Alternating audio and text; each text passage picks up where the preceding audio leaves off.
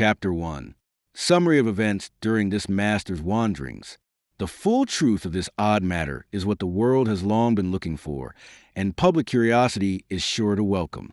It so befell that I was intimately mingled with the last years and history of the house, and there does not live one man so able as myself to make these matters plain, or so desirous to narrate them faithfully.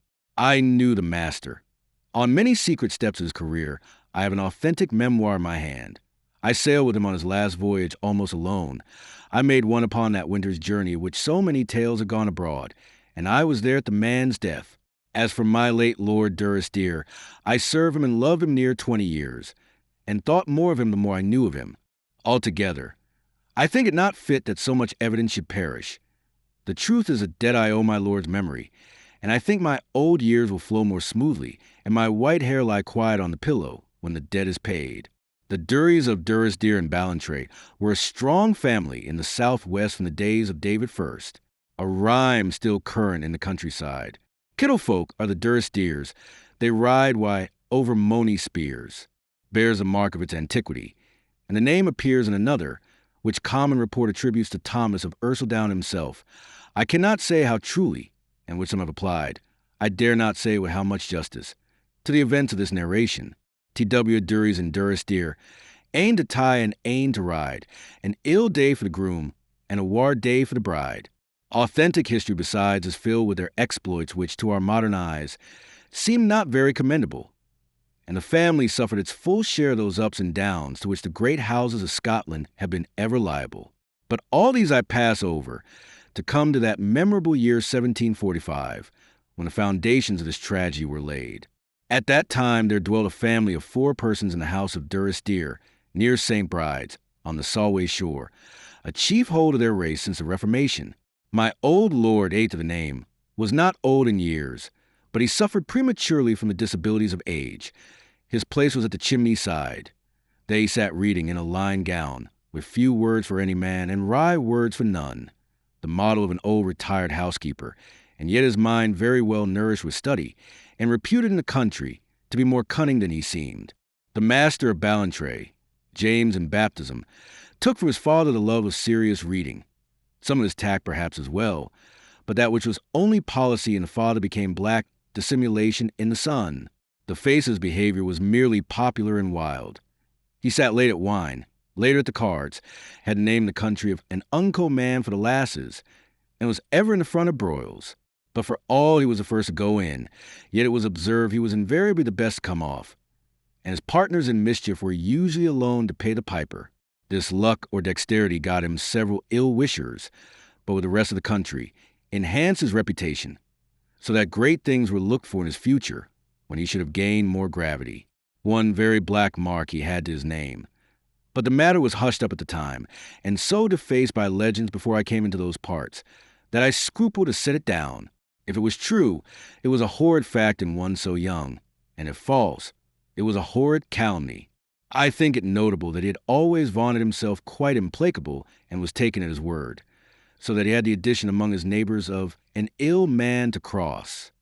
Here was altogether a young nobleman, not yet 24 in the year 45, who had made a figure in the country beyond his time of life. The less marvel there were little heard of the second son, Mr. Henry, my late Lord Durrisdeer, who was neither very bad nor yet very able, but an honest, solid sort of lad like many of his neighbors. Little heard, I say, but indeed it was a case of little spoken. He was known among the salmon fishers in the Firth, for that was a sport that he assiduously followed. He was an excellent good horse doctor besides, and took a chief hand, almost from a boy, in the management of the estates. How hard a part that was. In the situation of that family, none knows better than myself, nor yet with how little color of justice a man may there acquire the reputation of a tyrant and a miser. The 4th person in the house was Miss Alison Graham, a near kinswoman, an orphan, and the heir to a considerable fortune which her father had acquired in trade. This money was loudly called for by my lord's necessities. Indeed, the land was deeply mortgaged, and Miss Alison was designed accordingly to be the master's wife, gladly enough on her side, with how much goodwill on his, is another matter. She was a comely girl, and in those days very spirited and self-willed. For the old lord having no daughter of his own, and my lady being long dead, She had grown up as best she might. To these four came the news of Prince Charlie's landing, and set them presently by the ears. My lord, like the chimney-keeper that he was all for temporizing. Miss Allison held the other side, because it appeared romantical, and the master, though I have heard they did not agree often, was for this once of her opinion. The adventure tempted him, as I conceive. He was tempted by the opportunity to raise the fortunes of the house, and not less by the hope of paying off his private liabilities, which were heavy beyond all opinion. As for Mr. Henry, it appears he said little enough at first. His part came later on. It took the three a whole day's disputation before they agreed to steer a middle course, one son going forth to strike a blow for King James, my lord, and the other staying at home to keep in favor with King George. Doubtless this was my lord's decision, and, as is well known, it was a part played by many considerable families. But the one dispute settled, another opened. For my lord, Miss Allison, and Mr. Henry all held to one view, that it was the cadet's part to go out, and the master, what with restlessness and vanity, would at no rate consent to stay at home. My lord pleaded, Miss Allison wept. Mr. Henry was very plain-spoken. All was of no avail. It is the direct heir of Durrisdeer that should ride by his king's bridle, says the master. If we were playing a manly part, says Mr. Henry, there might be sense in such talk. But what are we doing? Cheating at cards. We are saving the house of Durrisdeer, Henry, his father said. And see, James, said Mr. Henry, if I go, and the prince has the upper hand, it will be easy to make your peace with King James. But if you go and the expedition fails, we divide the right and the title. And what shall I be then? You will be Lord Durrisdeer, said the master. I put all I have upon the table. I play at no such game, cries Mr. Henry. I shall be left in such a situation as no man of sense and honor could endure. I shall be neither fish nor flesh, he cried. And a little after he had another expression, plainer perhaps than he intended. It is your duty to be here with my father, said he. You know well enough you are the favorite. Aye, said the master, and there spoke envy. Would you trip up my heels, Jacob? Said he, and dwelled upon the name maliciously. Mr. Henry went and walked at the low end of the hall without reply, for he had an excellent gift of silence. Presently he came back. I am the cadet, and I should go, said he. And my lord here is the master, and he says I shall go. What say ye to that, my brother? I say this, Harry, returned the master, that when very obstinate folk are met, there are only two ways out, blows, and I think none of us would care go so far, or the arbitrament a chance. And here's a guinea piece. Will you stand by the toss of the coin? I will stand and fall by it, said Mr. Henry. Heads, I go, shield, I stay. The coin was spun, and it fell shield. So there is a lesson for Jacob, says the master. We shall live to repent of this, says Mr. Henry, and flung out of the hall. As for Miss Allison, she caught up that piece of gold which had just sent her lover to the wars, and flung it clean to the family shield in the great painted window. If you loved me as well as I love you, you would have stayed, cried she. I could not love you, dear. So well, love I not honor more, sang the master. Oh, she cried, you have no heart. I hope you may be killed. And she ran from the room and in tears to her own chamber. It seems the master turned to my lord with his most comical manner, and says he, This looks like a devil of a wife. I think you are a devil of a son to me, cried his father. You that have always been a favorite, to my shame be it spoken. Never a good hour have I gotten of you, since you were born. No, never one good hour, and repeated it again the third time. Whether it was the master's levity or his insubordination or Mr. Henry's word about the favorite son that had so much disturbed my lord, I do not know, but I incline to think it was the last, for I have by all accounts that Mr. Henry was more made up to from that hour. Altogether it was in pretty ill blood with his family that the master rode to the north, which was the more sorrowful for others to remember when it seemed too late. By fear and favor he had scraped together near upon a dozen men, principally tenant sons. They were all pretty full when they set forth, and rode up the hill by the old abbey, roaring and singing, the white cockade in every hat. It was a desperate venture for so small a company to cross the most of Scotland unsupported, and, what made folk think so the more, even as that poor dozen was clattering up the hill, a great ship of the king's navy, that could have brought them under with a single boat, lay with her broad ensign streaming in the bay. The next afternoon, having given the master a fair start, it was Mr. Henry's turn, and he rode off, all by himself, to offer his sword and carry letters from his father to King George's government. Miss Allison was shut in her room, and did little but weep till both were gone. Only she stitched a cockade upon the master's hat, and, as John Paul told me, it was wetted with tears when he carried it down to him. In all that followed, Mr. Henry and my old lord were true to their bargain. That ever they accomplished anything is more than I could learn, and that they were anyway strong on the king's side, more than believe. But they kept a letter of loyalty, corresponded with my Lord President, sat still at home, and had little or no commerce with the master while that business lasted. Nor was he, on his side, more communicative. Miss Allison, indeed, was always sending him expresses, but I do not know if she had many answers. Maconochie rode for her once, and found the Highlanders before Carlisle, and the master riding by the prince's side in high favor. He took the letter, so Maconochie tells, opened it, glanced it through the mouth like a man whistling, and stuck in his belt, whence, on his horse passaging, it fell unregarded to the ground. It was Maconochie who picked it up, and he still kept it, and indeed I have seen it in his hands. News came to Durie, of course, by the common report, as it goes traveling through a country, a thing always wonderful to me. By that means a family learned more of the master's favor with the prince, and the ground was said to stand on, for by a strange condescension in a man so proud, only that he was a man still more ambitious, he was said to have crept into notability by truckling to the Irish.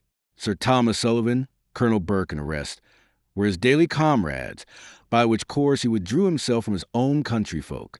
All the small intrigues he had a hand in fomenting, thwarted my Lord George upon 1,000 points, was always to the advice that seemed palatable to the prince, no matter if it was good or bad, and seems upon the whole, like the gambler he was all through life, to have had less regard to the chances of the campaign than to greatness of favor he might aspire to, if, by any luck, it should succeed. For the rest, he did very well in the field. No one questioned that, for he was no coward. The next was the news of Culloden, which was brought to Durie by one of the tenant's sons. The only survivor, he declared, of all those that had gone singing up the hill. By an unfortunate chance, John Paul and Maconochie had that very morning found the guinea piece, which was the root of all the evil, sticking in a holly bush. They had been up the gate, as the servants say at Durie, to the change house, and if they had little left of the guinea, they had less of their wits. What must John Paul do but burst into the hall where the family sat at dinner, and cry the news to them that Tam Macmillan was but new lichted at the door, and wirra wirra. There were none to come behind him? They took the word in silence, like folk condemned. Only Mr. Henry carrying his palm to his face, and Miss Allison laying her head outright upon her hands. As for my lord, he was like ashes. I have still one son, says he, and, Henry, I will do you this justice. It is the kinder that is left. It was a strange thing to say in such a moment, but my lord had never forgotten Mr. Henry's speech, and he had years of injustice on his conscience. Still, it was a strange thing, and more than Miss Allison could let pass. She broke out and blamed my lord for his unnatural words, and Mr. Henry because he was sitting there in safety when his brother lay dead, and herself because she had given her sweetheart ill words at his departure, calling him the flower of the flock, wringing her hands, protesting her love, and crying on him by his name, so that the servant stood astonished. Mr. Henry got to his feet and stood holding his chair. It was he that was like ashes now. Oh, he burst out suddenly, I know you loved him. The world knows that. Glory be to God, cries she, and then to Mr. Henry, there is none but me know one thing, that you were a traitor to him in your heart. God knows, groans he, it was lost love on both sides. Time went by in the house after that without much change. Only they were now 3 instead of 4, which was a perpetual reminder of their loss. Miss Allison's money, you are to bear in mind, was highly needful for the estates, and the one brother being dead, my old lord soon set his heart upon her marrying the other. Day in, day out, he would work upon her, sitting by the chimney side with his finger in his Latin book, and his eyes set upon her face with a kind of pleasant intentness that became the old gentleman very well. If she wept, He would condole with her like an ancient man that has seen worse times and begins to think lightly even of sorrow.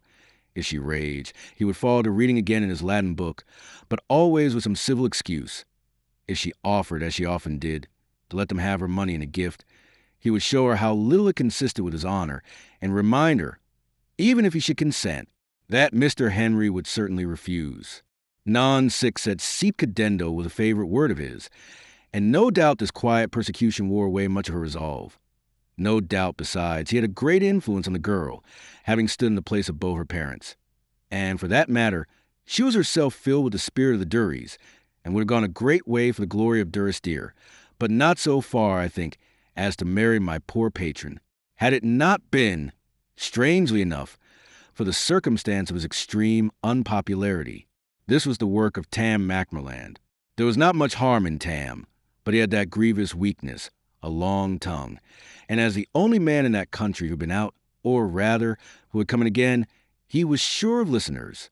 Those that have the underhand in any fighting, I have observed, are ever anxious to persuade themselves they were betrayed. By Tam's account of it, the rebels had been betrayed at every turn and by every officer they had. They had been betrayed at Derby and betrayed at Falkirk. The night march was a step of treachery of my Lord George's, and Culloden was lost by the treachery of the Macdonalds. This habit of imputing treason grew upon the fool, till at last he must have in Mr. Henry also. Mr. Henry, by his account, had betrayed the lads of Durrisdeer. He had promised to follow with more men, and instead of that he had ridden to King George. And the next day, Tam would cry, the puir bonny master, and the puir, kind lads at Raid Wyham, were hardly out of the score, or he was aff, the Judas. He has his way out. He's to be my lord, nae less, and there's mony a cold corp amang the Hieland heather. And at this, if Tam had been drinking, he would begin to weep. Let anyone speak long enough, he will get believers. This view of Mr. Henry's behavior crept about the country by little and little. It was talked upon by folk that knew the contrary, but were short of topics, and it was heard and believed and given out for gospel by the ignorant and the ill-willing. Mr. Henry began to be shunned. Yet a while, and the common began to murmur as he went by, and the women, who are always the most bold because they are the most safe, to cry out their reproaches to his face. The master was cried up for a saint. It was remembered how he had never any hand in pressing the tenants, as, indeed, no more he had, except to spend the money. He was a little wild, perhaps, the folk said, but how much better was a natural, wild lad that would soon have settled down than a skinflint and a sneck-draw, sitting, with his nose in an account book, to persecute poor tenants. One Trollope, who had had a child of the master, and by all accounts been very badly used, yet made herself a kind of champion of his memory. She flung a stone one day at Mr. Henry. "War's the bonny lad that trusted ye," she cried. Mr. Henry reined in his horse and looked upon her, the blood flowing from his lip.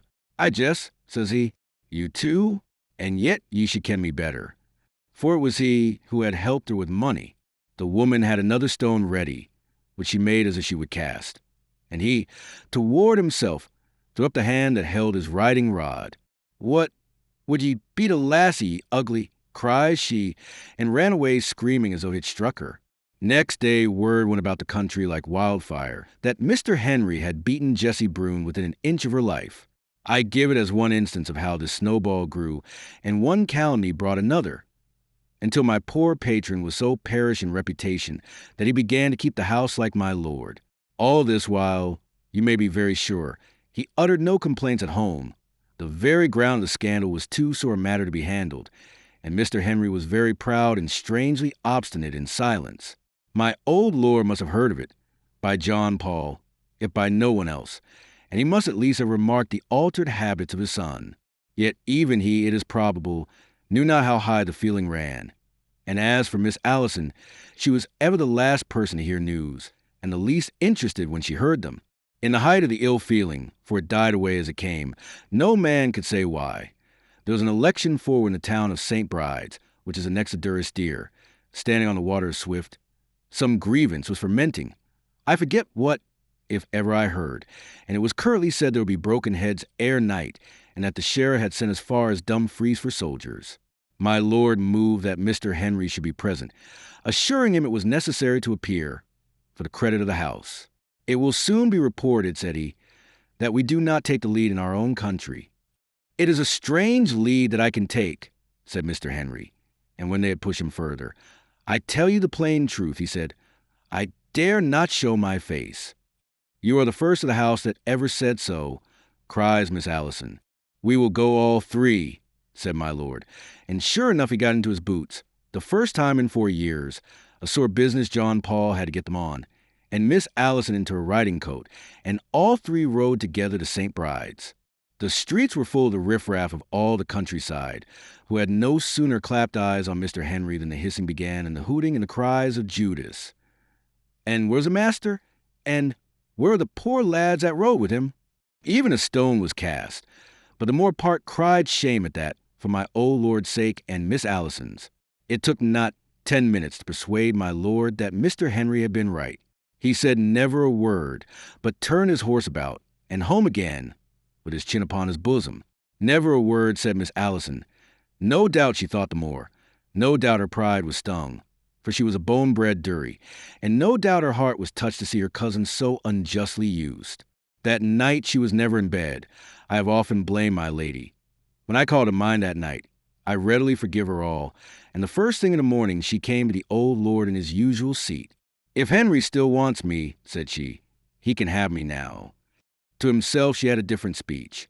I bring you no love, Henry, but God knows all the pity in the world. June the 1st, 1748, was the day of their marriage. It was December the same year that first saw me alighting at the doors of the great house, and from there I take up the history of events as they befell under my own observation, like a witness in a court. Chapter 2. Summary of events continued.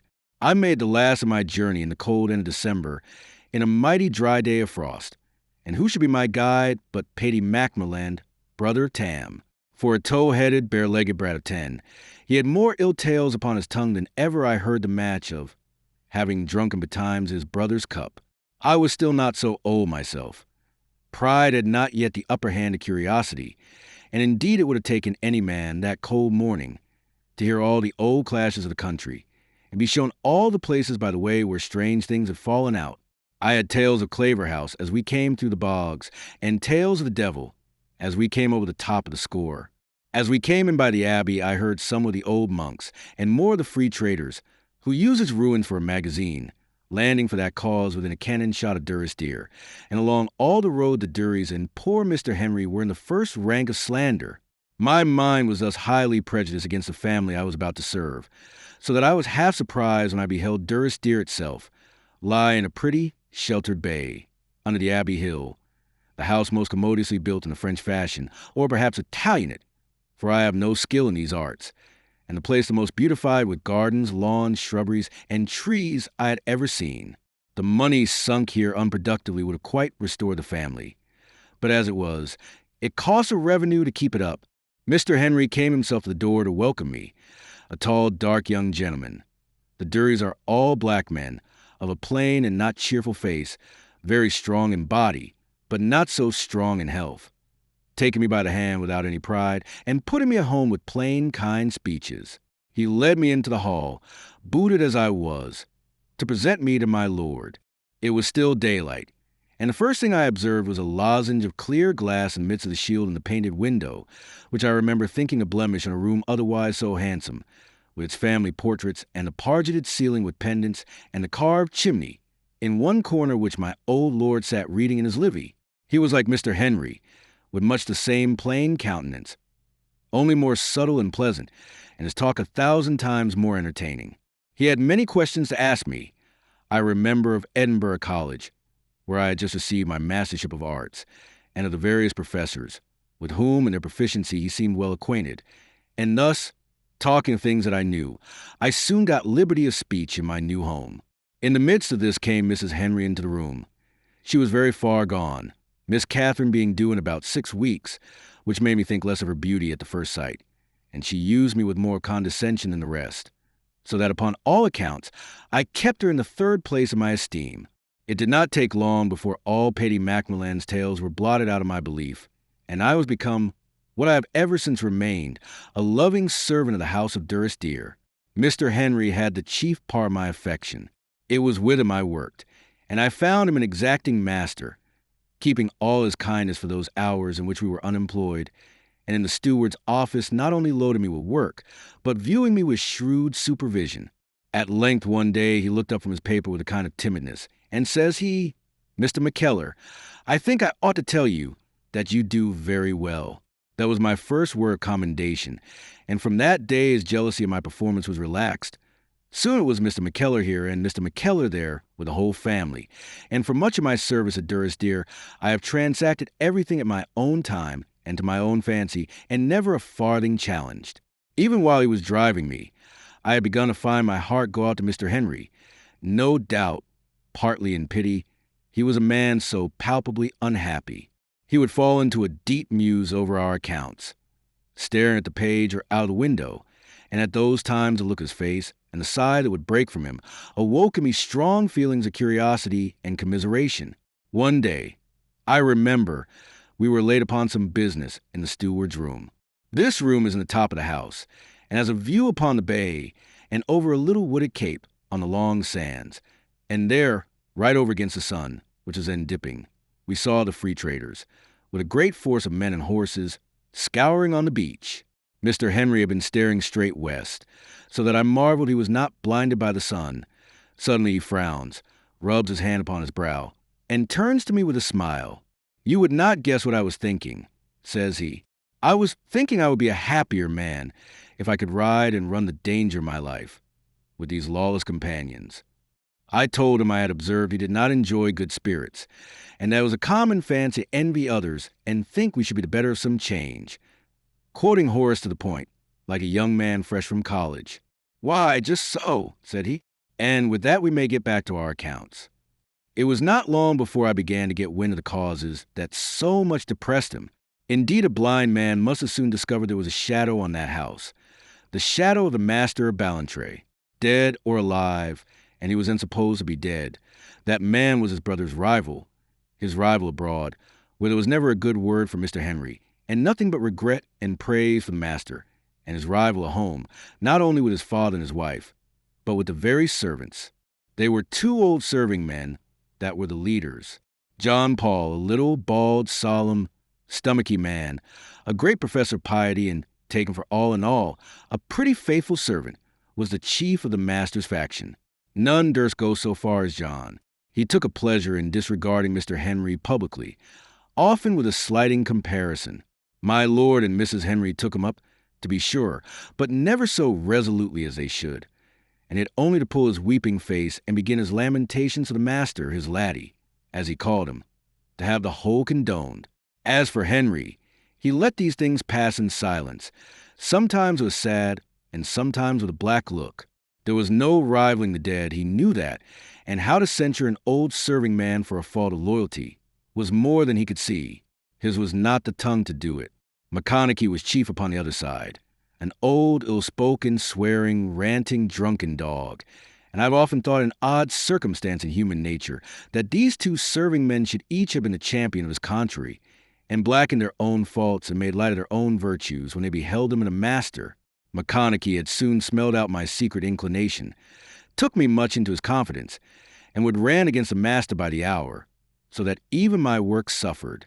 "They're a daft here," he would cry, "and be damned to them, the master, the deals and their thrapples that should call him Etty. It's Mr. Henry should be master now. They were none at a fond o' the master when they had him, I can tell ye that. Sorrow on his name. Never a joidy word did I hear on his lips, nor naebody else, but just fleering and flighting and profane cursing, deal hae him. There's none kent his wickedness. Him a gentleman. Did ever ye hear tell, Mr. McKellar, o' Wooly White the Wobster? No, aweel, Wooly was an unco-praying kind o' man, a dray body, none o' my kind. I never could abide the sight o' him. One way, he was a great hand by his way of it, and he up and rebuked the master for some of his ongoings. It was a grand thing for the Master o' Ballantrae to tack up a feud wi' a wobster, wasneat. McConaughey would sneer. Indeed, he never took the full name upon his lips, but with a sort of a whine of hatred. But he did. A fine employ it was. chapping at the man's door, and crying boo in his lum, and putting puther in his fire, and pee ois in his window, till the man thought it was all horny was come seeking him. We'll, to mak a lang story short, woolly Jacobite. At the hinder end, they couldn't get him frae his knees, but he just roared and prayed and grat strocked on, till he got his release. It was fair murder, a body said that. Ask John Paul. He was brawly ashamed o' that game. Him, that's sick a Christian man. Grand doin's to the Master of Ballantrae. I asked him what the master had thought of it himself. How would I ken, says he. He never said naething. And on again in his usual manner of banning and swearing, with every now and again a Master of Ballantrae sneered through his nose. It was in one of these confidences that he showed me the Carlyle letter, the print of the horseshoe still stamped in the paper. Indeed, that was our last confidence, for he then expressed himself so ill-naturedly of Mrs. Henry that I had to reprimand him sharply, and must thenceforth hold him at a distance. My old lord was uniformly kind to Mr. Henry. He had even pretty ways of gratitude, and would sometimes clap him on the shoulder and say, as if to the world at large, "This is a very good son to me," and grateful he was, no doubt, being a man of sense and justice. But I think that was all, and I am sure Mr. Henry thought so. The love was all for the dead son. Not that this was often given breath to. Indeed, with me but once. My lord had asked me one day how I got on with Mr. Henry, and I had told him the truth. "Aye," said he, looking sideways on the burning fire. "Henry is a good lad, a very good lad," said he. "You have heard, Mr. McKellar, that I had another son? I am afraid he was not so virtuous a lad as Mr. Henry. But dear me, he's dead, Mr. McKellar, and while he lived we were all very proud of him, all very proud. If he was not all he should have been in some ways. Well, perhaps we loved him better."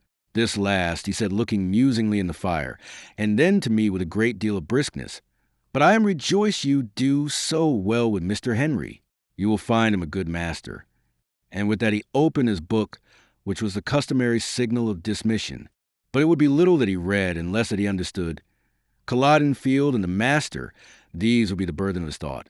And the burthen of mine was an unnatural jealousy of the dead man for Mr. Henry's sake, that had even then begun to grow on me. I am keeping Mrs. Henry for the last, so that this expression of my sentiment may seem unwarrantably strong. The reader shall judge for himself when I have done. But I must first tell of another matter, which was the means of bringing me more intimate. I had not yet been 6 months at Durrisdeer when it chanced that John Paul fell sick and must keep his bed. Drink was the root of his malady, in my poor thought, but he was tended, and indeed carried himself like an afflicted saint. And the very minister who came to visit him professed himself edified when he went away. The 3rd morning of his sickness, Mr. Henry comes to me with something of a hangdog look. "McKellar," says he, "I wish I could trouble you upon a little service. There's a pension we pay. It is John's part to carry it. And now that he is sick, I know not to whom I should look unless it was yourself. The matter is very delicate. I cannot carry it with my own hand for a sufficient reason. I dare not send McConaughey, who is a talker, and I am desirous this should not come to Mrs. Henry's ears," says he, and flushed to his neck as he said it. To say truth, when I found I was to carry money to one Jessie Brune, who was no better than she should be, I suppose it was some trip of his own that Mr. Henry was dissembling. I was the more impressed when the truth came out. It was up a wind off a side street in St. Bride's that Jessie had her lodging. The place was very ill inhabited, mostly by the free-trading sort. There was a man with a broken head at the entry, halfway up in a tavern. Fellows were roaring and singing, though it was not yet 9 in the day. Altogether, I had never seen a worse neighborhood, even in the great city of Edinburgh, and I was in 2 minds to go back. Jessie's room was of a piece with her surroundings, and herself no better. She would not give me the receipt, which Mr. Henry had told me to demand, for he was very methodical, until she had sent out for spirits, and I had pledged her in a glass, and all the time she carried on in a light-headed, reckless way, now aping the manners of a lady, now breaking into unseemly mirth, now making coquettish advances that oppressed me to the ground. Of the money she spoke more tragically. "It's blood money," said she. "I take it for that. Blood money for the betrayed. See what I'm brought down to. Ah! If the bonny lad were back again, it would be changed days. But he's daid. He's lying dead amang the Hieland hills. The bonny lad, the bonny lad. She had a rapt manner of crying on the bonny lad, clasping her hands and casting up her eyes, that I think she must have learned of strolling players. And I thought her sorrow very much an affectation, and that she dwelled upon the business, because her shame was now all she had to be proud of. I will not say I did not pity her, but it was a loathing pity at the best, and her last change of manner wiped it out. This was when she had had enough of me for an audience, and had set her name at last to the receipt. "There," says she, and taking the most unwomanly oaths upon her tongue, bade me begone and carry it to the Judas who had sent me. It was the first time I had heard the name applied to Mr. Henry. I was staggered besides at her sudden vehemence of word and manner, and got forth from the room, under this shower of curses, like a beaten dog. But even then I was not quit, for the vixen threw up her window, and leaning forth, continued to revile me as I went up the wynd. The free traders, coming to the tavern door, joined in the mockery, and one had even the inhumanity to set upon me a very savage small dog, which bit me in the ankle. This was a strong lesson, had I required one, to avoid company, and I rode home in much pain from the bite and considerable indignation of mind. Mr. Henry was in the steward's room, affecting employment, but I could see he was only impatient to hear my errand. "Well," says he, as soon as I came in, and when I had told him something of what passed, and that Jessie seemed an undeserving woman, and far from grateful. "She is no friend to me," said he. "But indeed, McKellar, I have few friends to boast of, and Jessie has some cause to be unjust. I need not dissemble what all the country knows. She was not very well used by one of our family." This was the first time I had heard him refer to the master even distantly, and I think he found his tongue rebellious even for that much. But presently he resumed, "This is why I would have nothing said. It would give pain to Mrs. Henry. And to my father," he added, with another flush. "Mr. Henry," said I, "if you will take a freedom at my hands, I would tell you to let that woman be. What service is your money to the like of her? She has no sobriety and no economy. As for gratitude, you will as soon get milk from a whinstone, and if you will pretermit your bounty, it will make no change at all but just to save the ankles of your messengers." Mr. Henry smiled. "But I am grieved about your ankle," said he the next moment with a proper gravity. "And observe," I continued, "I give you this advice upon consideration, and yet my heart was touched for the woman in beginning." "Why, there it is, you see," said Mr. Henry. "And you are to remember that I knew her once a very decent lass. Besides which, although I speak little of my family, I think much of its repute." And with that he broke up the talk, which was the first we had together in such confidence. But the same afternoon I had the proof that his father was perfectly acquainted with the business, and that it was only from his wife that Mr. Henry kept it secret. "I fear you had a painful errand today," says my lord to me, "for which, as it enters in no way among your duties, I wish to thank you, and to remind you at the same time, in case Mr. Henry should have neglected, how very desirable it is that no word of it should reach my daughter. Reflections on the dead Mr. McKellar are doubly painful." Anger glowed in my heart, and I could have told my lord to his face how little he had to do, bolstering up the image of the dead in Mrs. Henry's heart, and how much better he were employed to shatter that false idol. For by this time I saw very well how the land lay between my patron and his wife.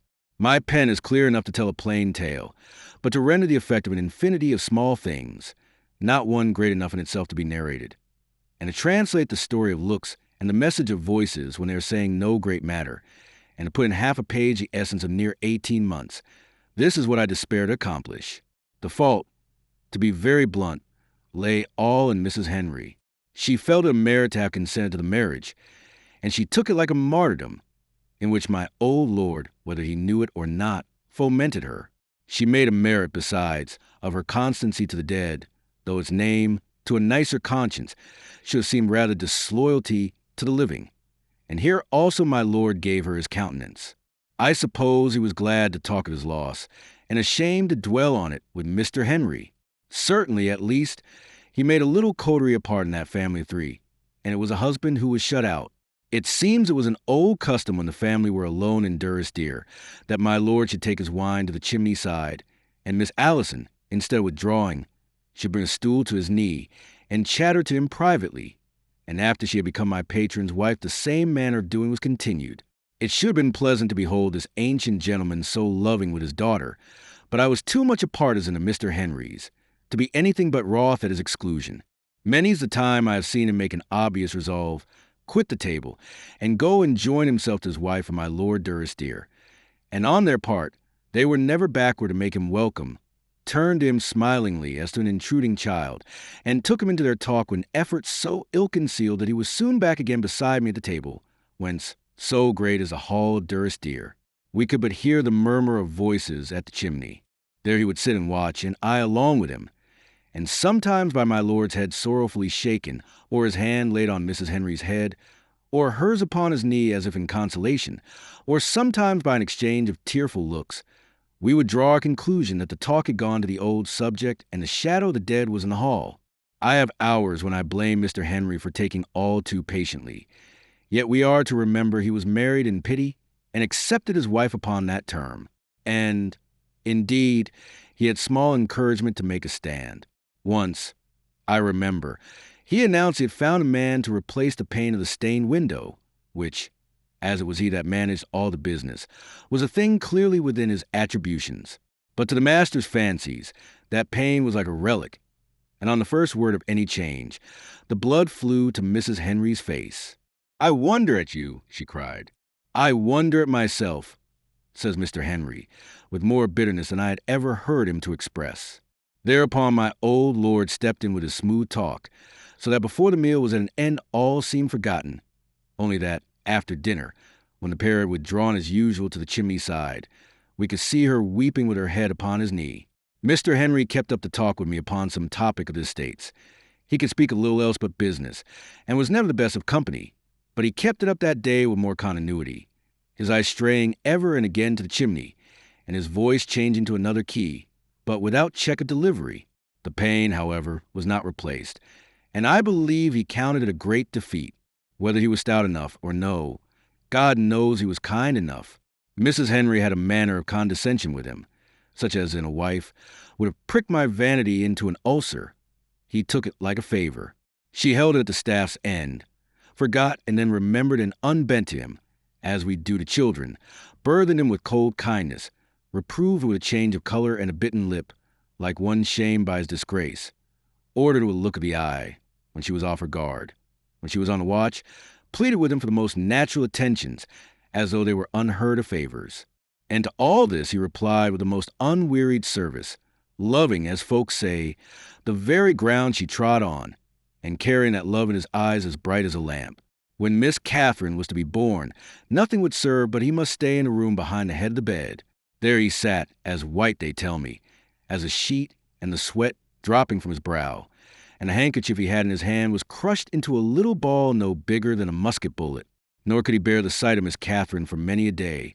Indeed, I doubt if he was ever what he should have been to my young lady, for the which one a natural feeling he was loudly blamed. Such was the state of this family down to the April 7th, 1749, when there befell the first of that series of events which were to break so many hearts and lose so many lives. On that day I was sitting in my room a little before supper, when John Paul burst open the door with no civility of knocking, and told me there was one below that wished to speak with the steward, sneering at the name of my office.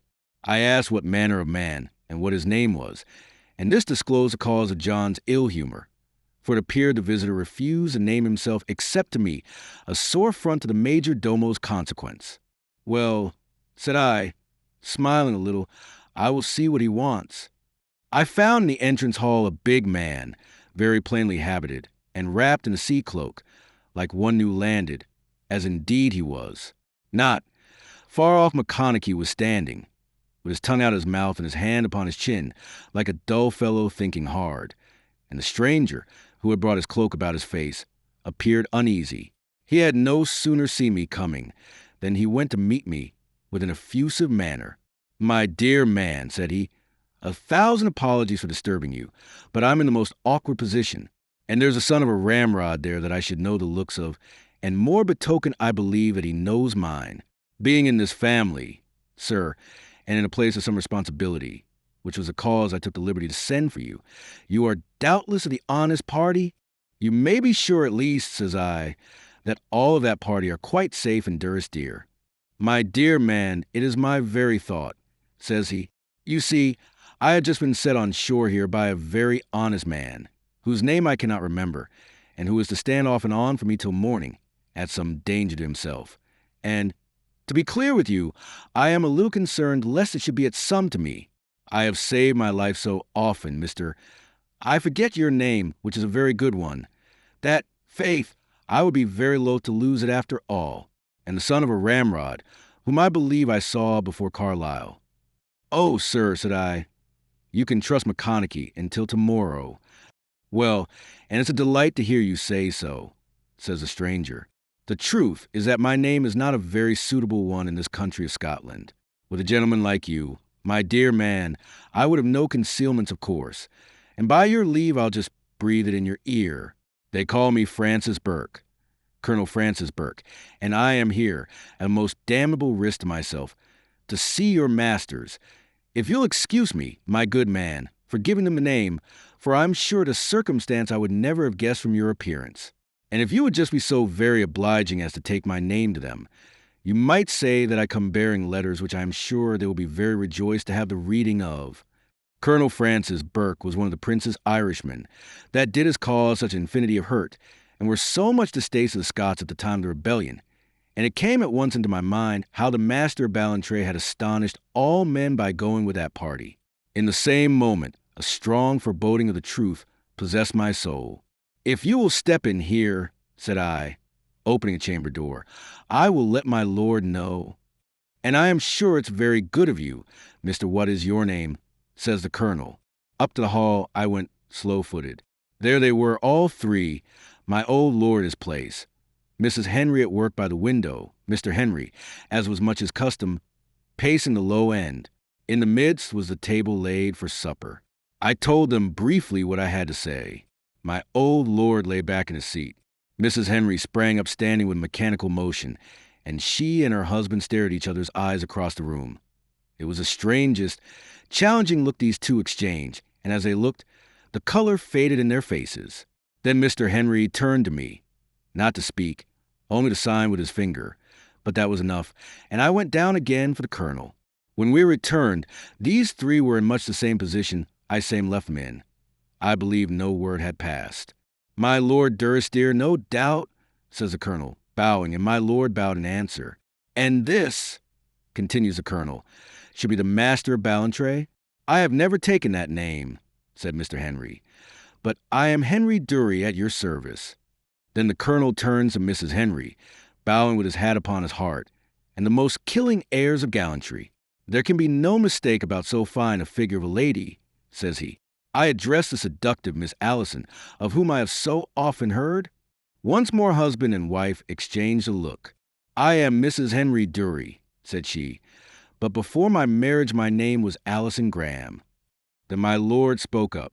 I am an old man, Colonel Burke, said he, and a frail one. It will be mercy on your part to be expeditious. Do you bring me news of— He hesitated, and then the words broke from him with a singular change of voice. My son? My dear lord, I will be round with you like a soldier, said the colonel. I do. My lord held out a wavering hand. He seemed to wave a signal, but whether it was to give him time or to speak on was more than we could guess. At length he got out the one word. Good? Why, the very best in creation, cries the colonel. For my good friend and admired comrade is at this hour in the fine city of Paris, and as like as not, if I know anything of his habits, he will be drawing his chair to a piece of dinner. Bedad, I believe the lady's fainting. Mrs. Henry was indeed the color of death, and drooped against the window frame. But when Mr. Henry made a movement as if to run to her, she straightened with a sort of shiver. I am well, she said, with her white lips. Mr. Henry stopped, and his face had a strong twitch of anger. The next moment he had turned to the colonel. You must not blame yourself, says he, for this effect on Mrs. Durie. It is only natural. We were all brought up like brother and sister. Mrs. Henry looked at her husband with something like relief or even gratitude. In my way of thinking, that speech was the first step he made in her good graces. You must try to forgive me, Mrs. Durie, "For indeed, and I am just an Irish savage," said the colonel, "and I deserve to be shot for not breaking the matter more artistically to a lady. But here are the master's own letters, one for each of the three of you, and to be sure, if I know anything of my friend Genius, he will tell his own story with a better grace." He brought the 3 letters forth as he spoke, arranged them by their superscriptions, presented the first to my lord, who took it greedily, and advanced towards Mrs. Henry, holding out the second. But the lady waved it back. "To my husband," says she with a choked voice. The colonel was a quick man, but at this he was somewhat nonplussed. "To be sure," says he. "How very dull of me. To be sure." But he still held the letter. At last Mr. Henry reached forth his hand, and there was nothing to be done but give it up. Mr. Henry took the letters, both hers and his own, and looked upon their outside, with his brows knit hard, as if he were thinking. He had surprised me all through by his excellent behavior, but he was to excel himself now. "Let me give you a hand to your room," said he to his wife. "This has come something of the suddenest, and at any rate, you will wish to read your letter by yourself." Again she looked upon him with the same thought of wonder, but he gave her no time, coming straight to where she stood. "It will be better so, believe me," said he, "and Colonel Burke is too considerate not to excuse you." And with that, he took her hand by the fingers and led her from the hall. Mrs. Henry returned no more that night, and when Mr. Henry went to visit her next morning, as I heard long afterwards, she gave him the letter again, still unopened. "Oh, read it and be done," he had cried. "Spare me that," said she. And by these 2 speeches, to my way of thinking, each undid a great part of what they had previously done well. But the letter, sure enough, came into my hands, and by me was burned unopened. To be very exact as to the adventures of the master after Culloden, I wrote not long ago to Colonel Burke, now a Chevalier of the Order of St. Louis, begging him for some notes in writing, since I could scarce depend upon my memory at so great an interval. To confess the truth, I have been somewhat embarrassed by his response, for he sent me the complete memoirs of his life, touching only in places on the master, running to a much greater length than my whole story, and not everywhere, as it seems to me, designed for edification. He begged in his letter, dated from Edname, that I would find a publisher for the whole, after I had made what use of it I required. And I think I shall best answer my own purpose and fulfill his wishes by printing certain parts of it in full. In this way my readers will have a detailed, and, I believe, a very genuine account of some essential matters, and if any publisher should take a fancy to the Chevalier's manner of narration, he knows where to apply for the rest, of which there is plenty at his service.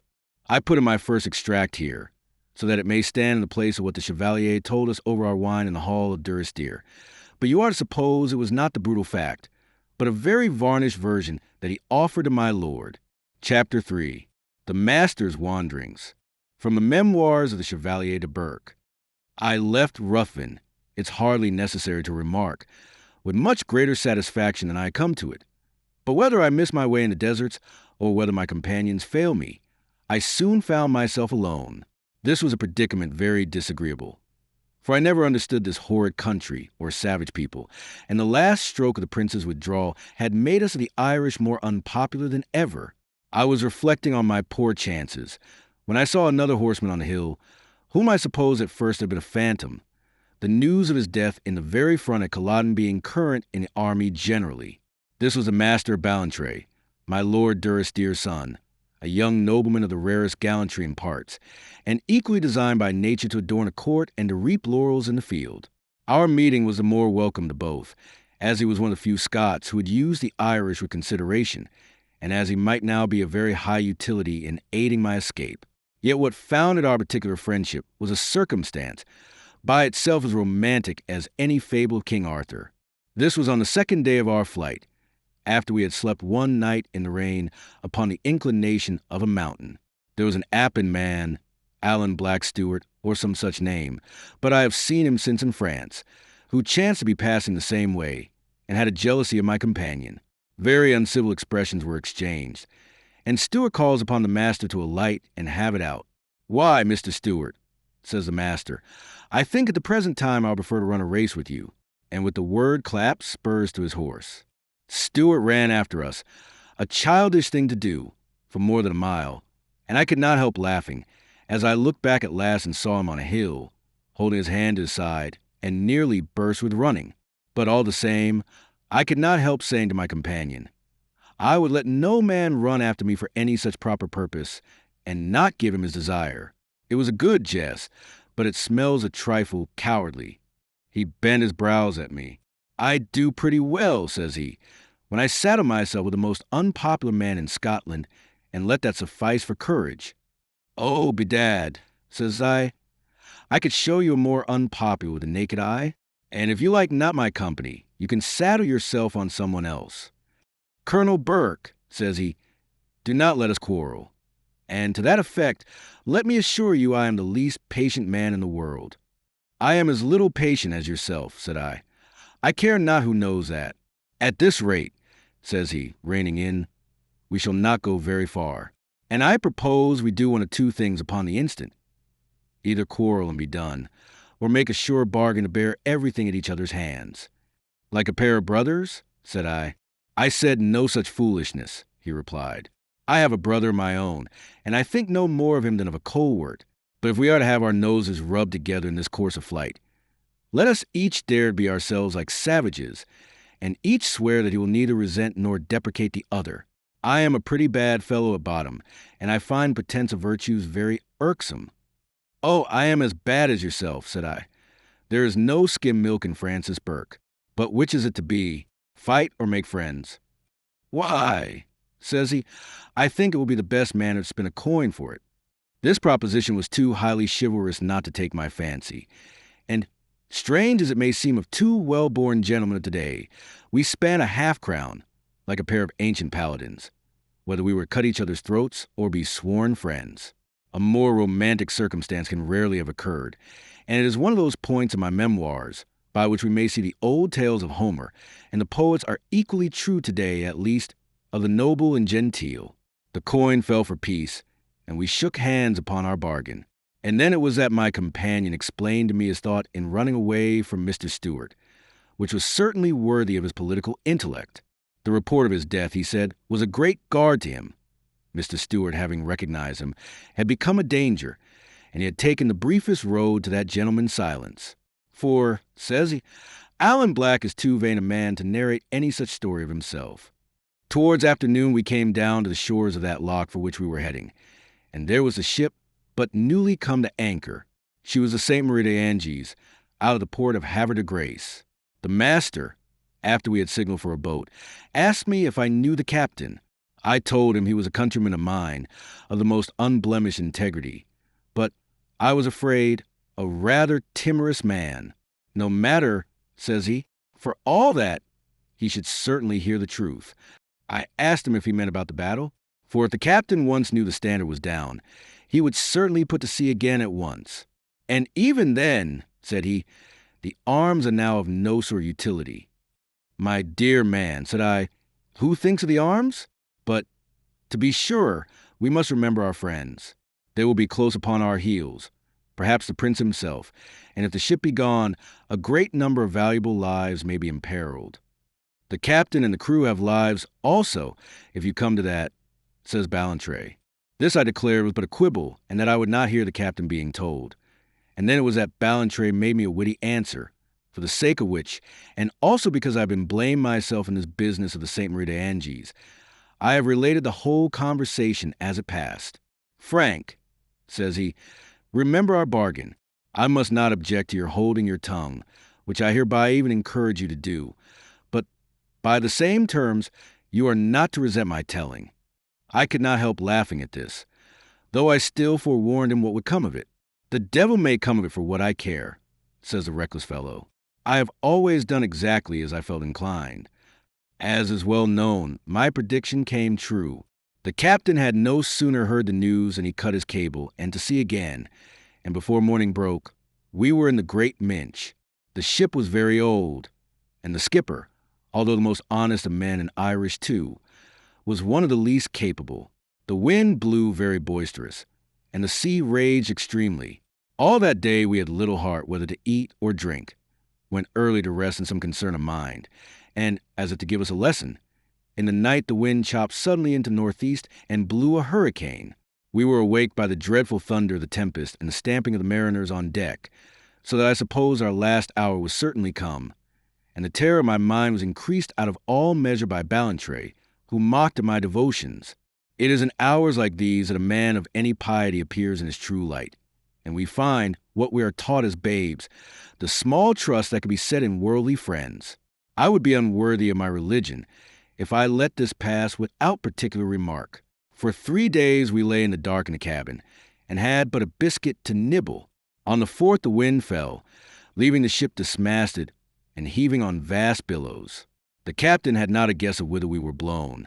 He was stark ignorant of his trade, and could do naught but bless the Holy Virgin. A very good thing, too, but scarce the whole seamanship.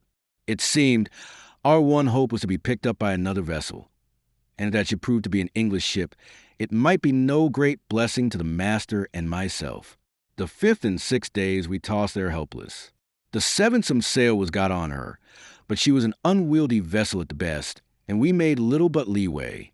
All the time, indeed, we had been drifting to the south and west, and during the tempest must have driven in that direction with unheard of violence.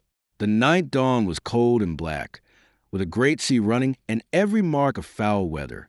In this situation we were overjoyed to sight a small ship on the horizon, and perceive her go about and head for the St. Marie.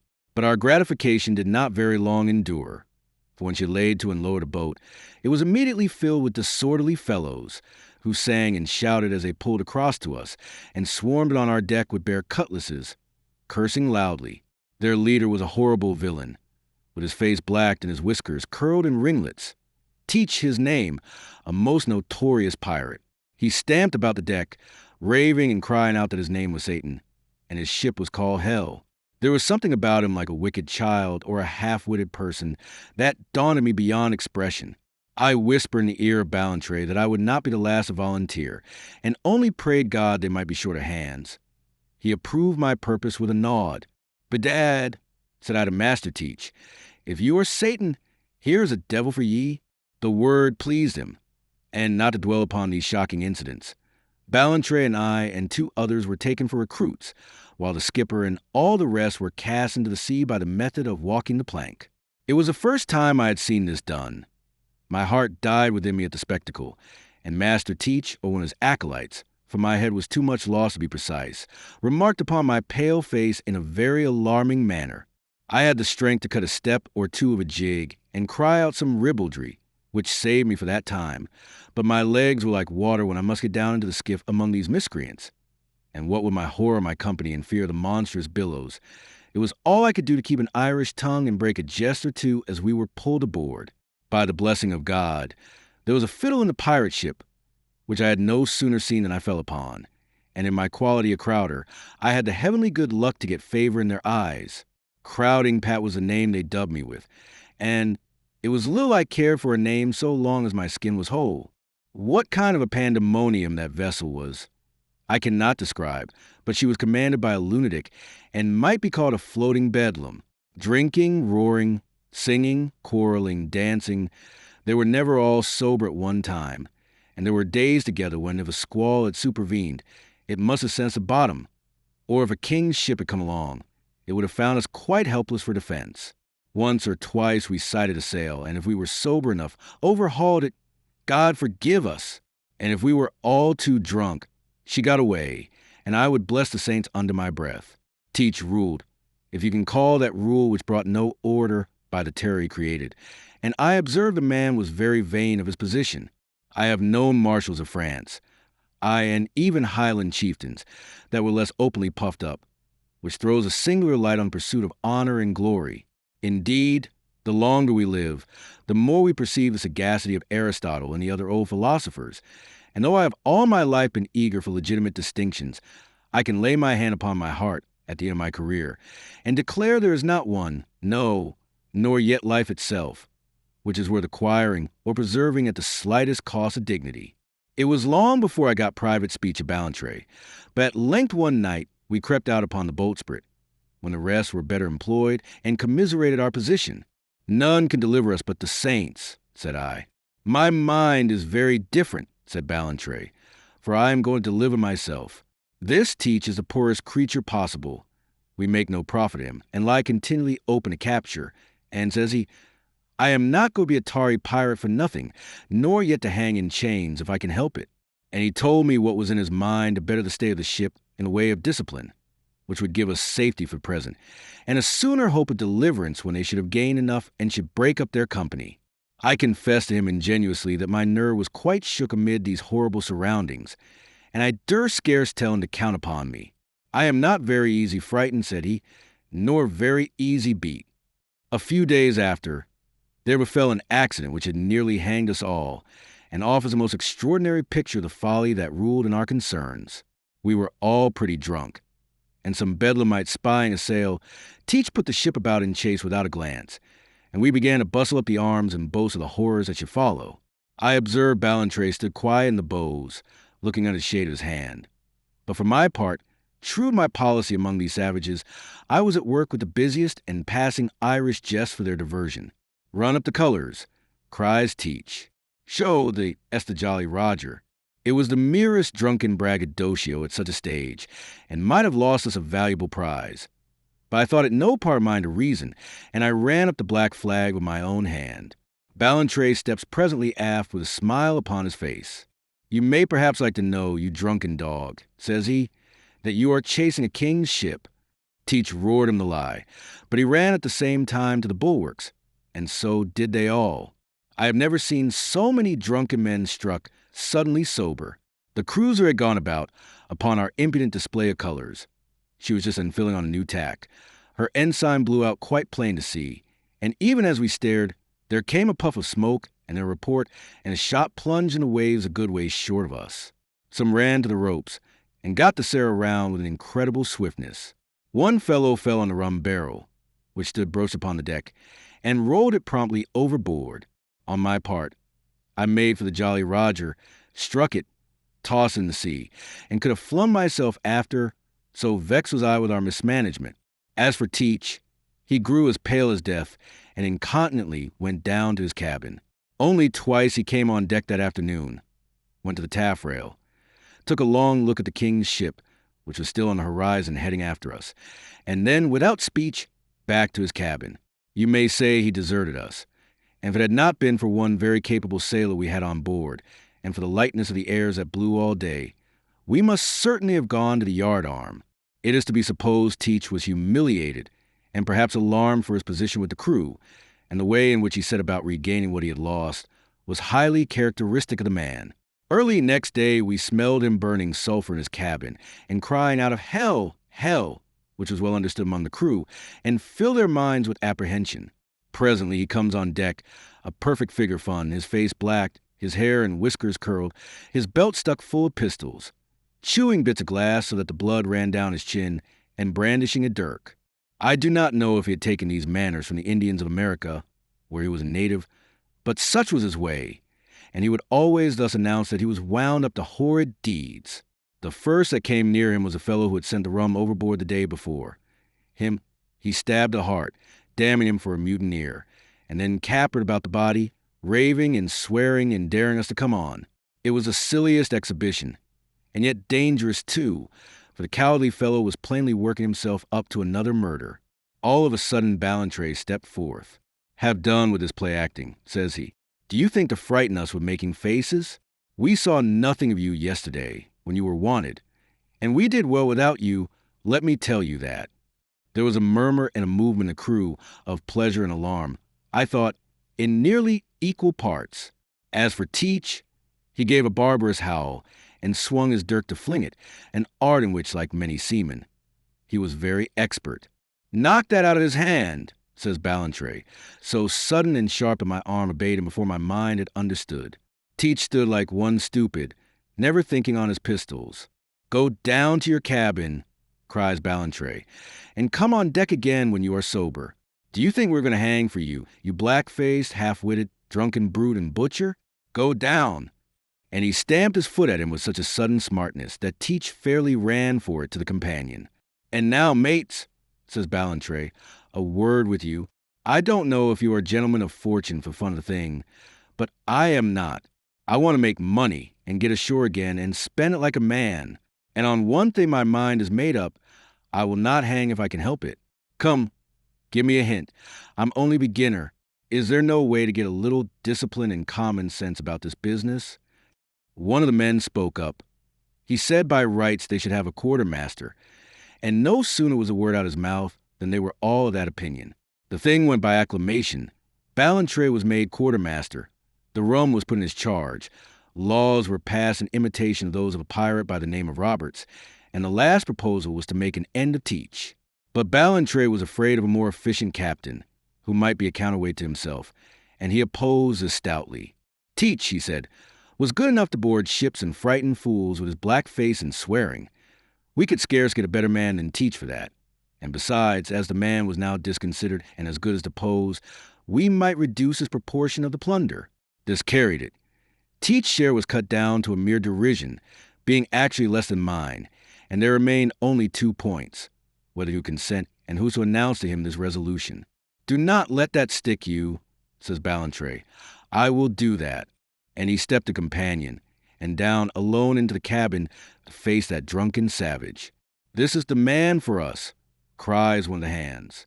3 cheers for quartermaster, which were given with a will, my own voice among the loudest, and I dare say these plaudits had their effect on Master Teach in the cabin, as we have seen of late days how shouting in the streets may trouble even the minds of legislators. What passed precisely was never known, though some of the heads of it came to the surface later on, and we were all amazed, as well as gratified, when Ballantrae came on deck with Teach upon his arm, and announced that all had been consented.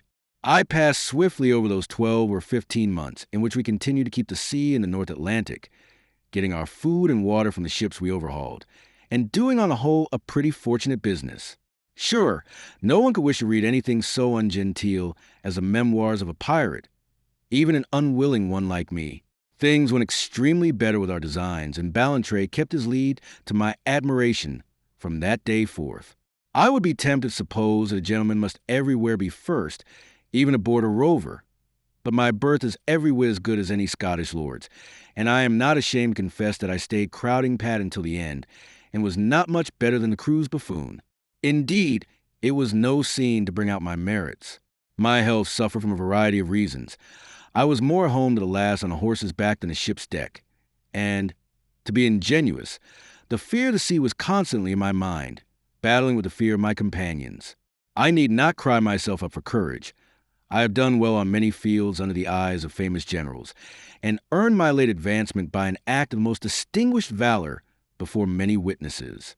But when we must proceed on one of our abordages, the heart of Francis Burke was in his boots. The little eggshell skiff in which we must set forth, the horrible heaving of the vast billows, the height of the ship that we must scale, the thought of how many might be there in garrison upon their legitimate defense, the scowling heavens which, in that climate, so often looked darkly down upon our exploits, and the mere crying of the wind in my ears, were all considerations most unpalatable to my valor. Besides which, as I was always a creature of the nicest sensibility, the scenes that must follow on our success tempted me as little as the chances of defeat. Twice we found women on board, and though I have seen towns sacked, and of late days in France some very horrid public tumults, there was something in the smallness of the numbers engaged and the bleak, dangerous sea surroundings that made these acts of piracy far the most revolting. I confess ingenuously I could never proceed unless I was 3 parts drunk. It was the same even with the crew. Teach himself was fit for no enterprise till he was full of rum, and it was one of the most difficult parts of Ballantrae performance, to serve us with liquor in the proper quantities.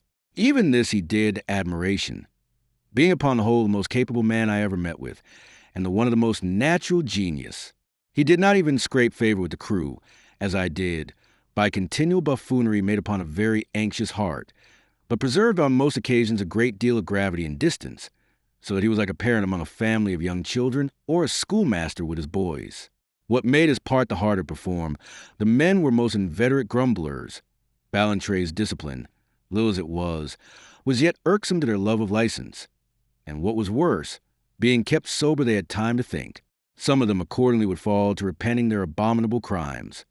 One in particular, who was a good Catholic, and with whom I would sometimes steal apart for prayer, above all in bad weather, fogs, lashing rain, and the like, when we would be the less observed, and I am sure no 2 criminals in the cart have ever performed their devotions with more anxious sincerity.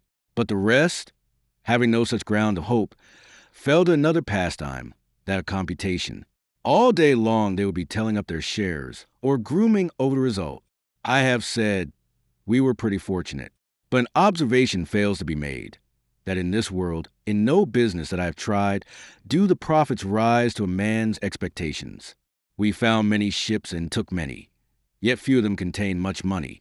Their goods were usually nothing to our purpose. What do we want with cargo of plows or even tobacco?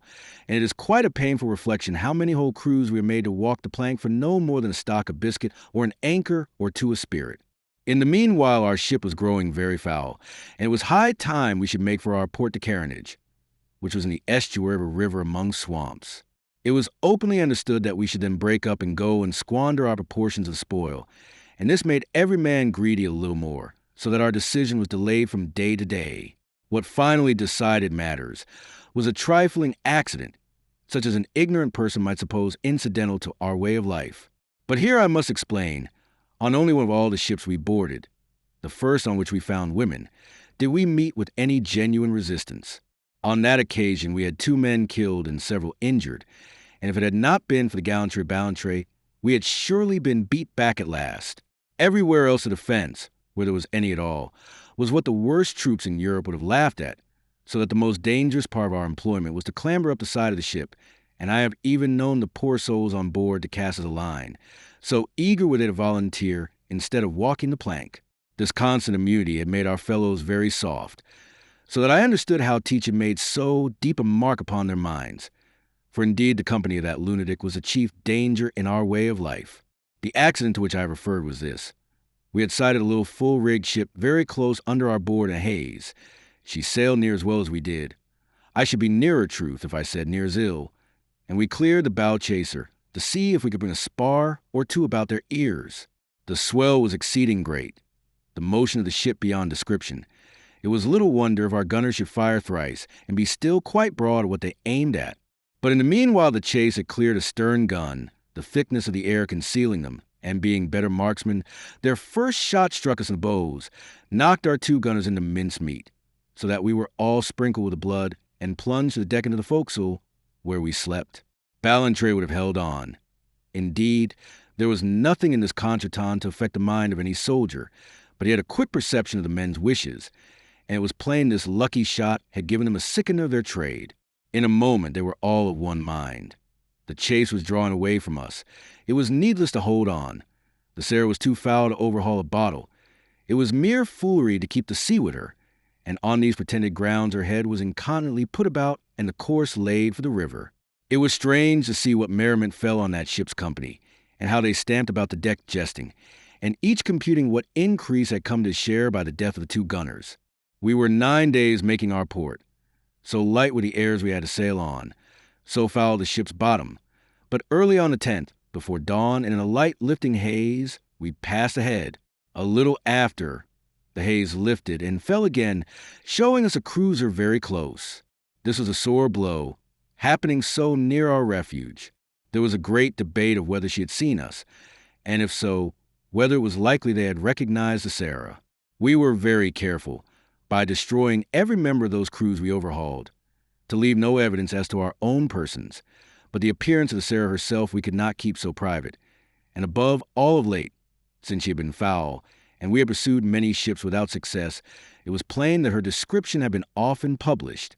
I suppose this alert would have made us separate upon the instant, but here again that original genius of Ballantrae's had a surprise in store for me.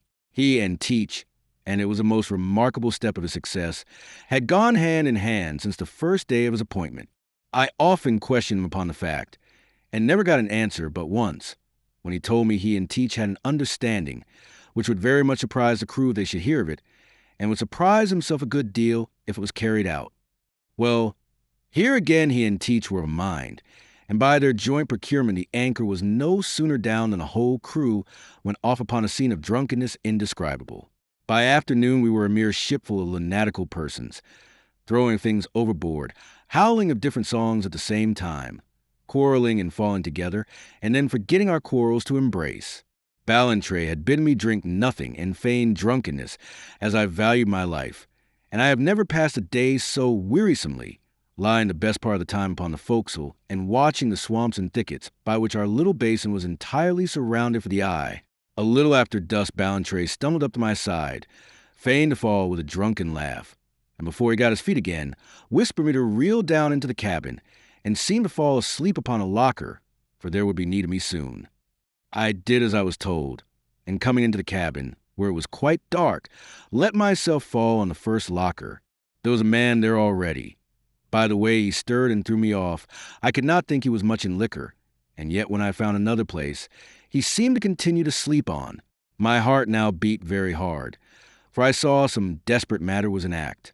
Presently down came Ballantrae, lit the lamp, looked about the cabin, nodded as if pleased, and on deck again without a word. I peered out from between my fingers, and saw there were 3 of us slumbering, or feigning to slumber, on the lockers. Myself, one Dutton and one Grady, both resolute men. On deck the rest were got to a pitch of revelry quite beyond the bounds of what is human, so that no reasonable name can describe the sounds they were now making. I have heard many a drunken bout in my time, many on board that very Sarah, but never anything the least like this, which made me early suppose the liquor had been tampered with. It was a long while before these yells and howls died out into a sort of miserable moaning, and then to silence, and it seemed a long while after that before Ballantrae came down again, this time with Teach upon his heels. The latter cursed at the sight of us 3 upon the lockers. "Tut," says Ballantrae, "you might fire a pistol at their ears. You know what stuff they have been swallowing." There was a hatch in the cabin floor, and under that the richest part of the booty was stored against the day of division. It fastened with a ring and 3 padlocks, the keys for greater security, being divided, one to Teach, one to Ballantrae, and one to the mate, a man called Hammond. Yet I was amazed to see they were now all in the one hand, and yet more amazed, still looking to my fingers, to observe Ballantrae and Teach bring up several packets, 4 of them in all, very carefully made up and with a loop for carriage. "And now," says Teach, "let's be going." "One word," says Ballantrae. "I have discovered there is another man besides yourself who knows a private path across the swamp, and it seems it is shorter than yours." Teach cried out, "In that case, they were undone." "I do not know for that," says Ballantrae, "for there are several other circumstances with which I must acquaint you. First of all, there is no bullet in your pistols, which, if you remember, I was kind enough to load for both of us this morning. Secondly, as there is someone else who knows a passage, you must think it highly improbable I should saddle myself with a lunatic like you. Thirdly, these gentlemen, who need no longer pretend to be asleep, are those of my party, and will now proceed to gag and bind you to the mast. And when your men awaken, if they ever do awake after the drugs we have mingled in their liquor, I am sure they'll be so obliging as to deliver you, and you'll have no difficulty, I dare say, to explain the business of the keys." Not a word said Teach, but looked at us like a frightened baby as we gagged and bound him. "Now, you see, you mooncalf," says Ballantrae, "why we made 4 packets. Heretofore you've been called Captain Teach, but I think you are now rather Captain Learn." That was our last word on board the Sarah. We 4, with our 4 packets, lowered ourselves softly into a skiff, and left that ship behind us as silent as a grave, only for the moaning of some of the drunkards. There was a fog about breast-high on the waters, so that Dutton, who knew the passage, must stand on his feet to direct our rowing, and this, as it forced us to row gently, was the means of our deliverance. We were yet but a little way from the ship when it began to come gray, and the birds to fly abroad upon the water. All of a sudden Dutton clapped down upon his hams, and whispered us to be silent for our lives, and hearken. Sure enough, we heard a little faint creak of oars upon one hand, and then again, and further off, a creak of oars upon the other. It was clear we had been sighted yesterday in the morning. Here were the cruisers' boats to cut us out. Here were we defenseless in their very midst. Sure, never were poor souls more perilously placed. And as we lay there on our oars, praying God to miss my hold, the sweat poured from my brow. Presently we heard one of the boats where we might have thrown a biscuit in her. "Softly, men," we heard an officer whisper, and I marveled they could not hear the drumming of my heart. "Never mind the path," says Ballantrae. "We must get shelter anyhow. Let us pull straight ahead for the sides of the basin." This we did with the most anxious precaution, rowing, as best we could, upon our hands, and steering at a venture in the fog, which was for all that our only safety. But heaven guided us. We touched ground at a thicket, scrambled ashore with our treasure, and having no other way of concealment, and the mist beginning already to lighten, hove down the skiff and let her sink. We were still but new under cover when the sun rose, and at the same time, from the midst of the basin, a great shouting of seamen sprang up, and we knew the Sarah was being boarded. I heard afterwards the officer that took her got great honor, and it's true the approach was creditably managed, but I think he had an easy capture when he came to board. I was still blessing the saints for my escape, when I became aware we were in trouble of another kind. We were here landed at random in a vast and dangerous swamp, and how to come at the path was concern of doubt, fatigue, and peril. Dutton, indeed, was of opinion we should wait until the ship was gone, and fish up the skiff, for any delay would be more wise than go blindly ahead in that morass. One went back accordingly to the basin side, and, peering through the thicket, saw the fog already quite drunk up and English colors fly on the Sarah, but no movement made to get her under way. Our situation was now very doubtful. The swamp was an unhealthful place to linger in. We had been so greedy to bring treasures that we had brought but little food. It was highly desirable, besides, that we should get clear of the neighborhood and into the settlements before the news of the capture went abroad. And against all these considerations, there was only the peril of the passage on the other side. I think it not wonderful we decided on the active part. It was already blistering hot when we set forth to pass the marsh, or rather to strike the path, by compass. Dutton took the compass, and one or other of us three carried his proportion of the treasure. I promise you, he kept a sharp eye to his rear, for it was like the man soul that he must trust us with. The thicket was as close as a bush, the ground very treacherous, so that we often sank in the most terrifying manner and must go roundabout. The heat, besides, was stifling, the air singularly heavy, and the stinging insects abounded in such myriads that each of us walked under his own cloud. It has often been commented on how much better gentlemen of birth endure fatigue than persons of the rabble, so that walking officers who must tramp in the dirt beside their men shame them by their constancy. This was well to be observed in the present instance, for here were Ballantrae and I, two gentlemen of the highest breeding on the one hand, and on the other, Grady, a common mariner, and a man nearly a giant in physical strength. The case of Dutton is not in point, for I confess he did as well as any of us. But as for Grady, he began early to lament his case, tailed in the rear, refused to carry Dutton's packet when it came his turn, clamored continually for rum, of which we had too little, and at last even threatened us from behind with a cocked pistol, unless we should allow him rest. Ballantrae would have fought it out, I believe, but I prevailed with him the other way, and we made a stop and ate a meal. It seemed to benefit Grady little. He was in the rear again at once, growling and bemoaning his lot, and at last, by some carelessness, not having followed properly in our tracks, stumbled into a deep part of the slough where it was mostly water, gave some very dreadful screams, and before he could come to his aid had sunk along with his booty. His fate, and above all these screams of his, appalled us to the soul, yet was on the whole a fortunate circumstance and the means of our deliverance, for it moved Dutton to mount into a tree, whence he was able to perceive and to show me, who had climbed after him, a high piece of the wood, which was a landmark of the path. He went forward more carelessly, I must suppose, for presently we saw him sink a little down, draw up his feet, and sink again, and so twice. Then he turned his face to us. "Pretty white. Lend a hand," said he. "I am in a bad place." "I don't know about that," says Ballantrae, standing still. Dutton broke out into the most violent oaths, sinking a little lower as he did, so that the mud was nearly to his waist, and plucking a pistol from his belt. "Help me," he cries, "or die be damned to you." "Nay," says Ballantrae, "I did but jest. I am coming." And he set down his own packet and Dutton's, which he was then carrying. "Do not venture near till we see if you are needed," said he to me, and went forward alone to where the man was bogged. He was quiet now, though he still held the pistol, and the marks of terror in his countenance were very moving to behold. "For the Lord's sake," says he, "look sharp." Ballantrae was now got close up. "Keep still," says he, and seemed to consider, and then, "reach out both your hands." Dutton laid down his pistol, and so watery was the top surface that it went clear out of sight. With an oath he stooped to snatch it, and as he did so, Ballantrae leaned forth and stabbed between the shoulders. Up went his hands over his head. I know not whether with the pain or to ward himself, and the next moment he doubled forward in the mud. Ballantrae was already over the ankles, but he plucked himself out and came back to me, where I stood with my knees smiting one another. "The devil take you, Francis," says he. "I believe you are a half-hearted fellow. After all, I have only done justice on a pirate. And here we are quite clear of the Sarah.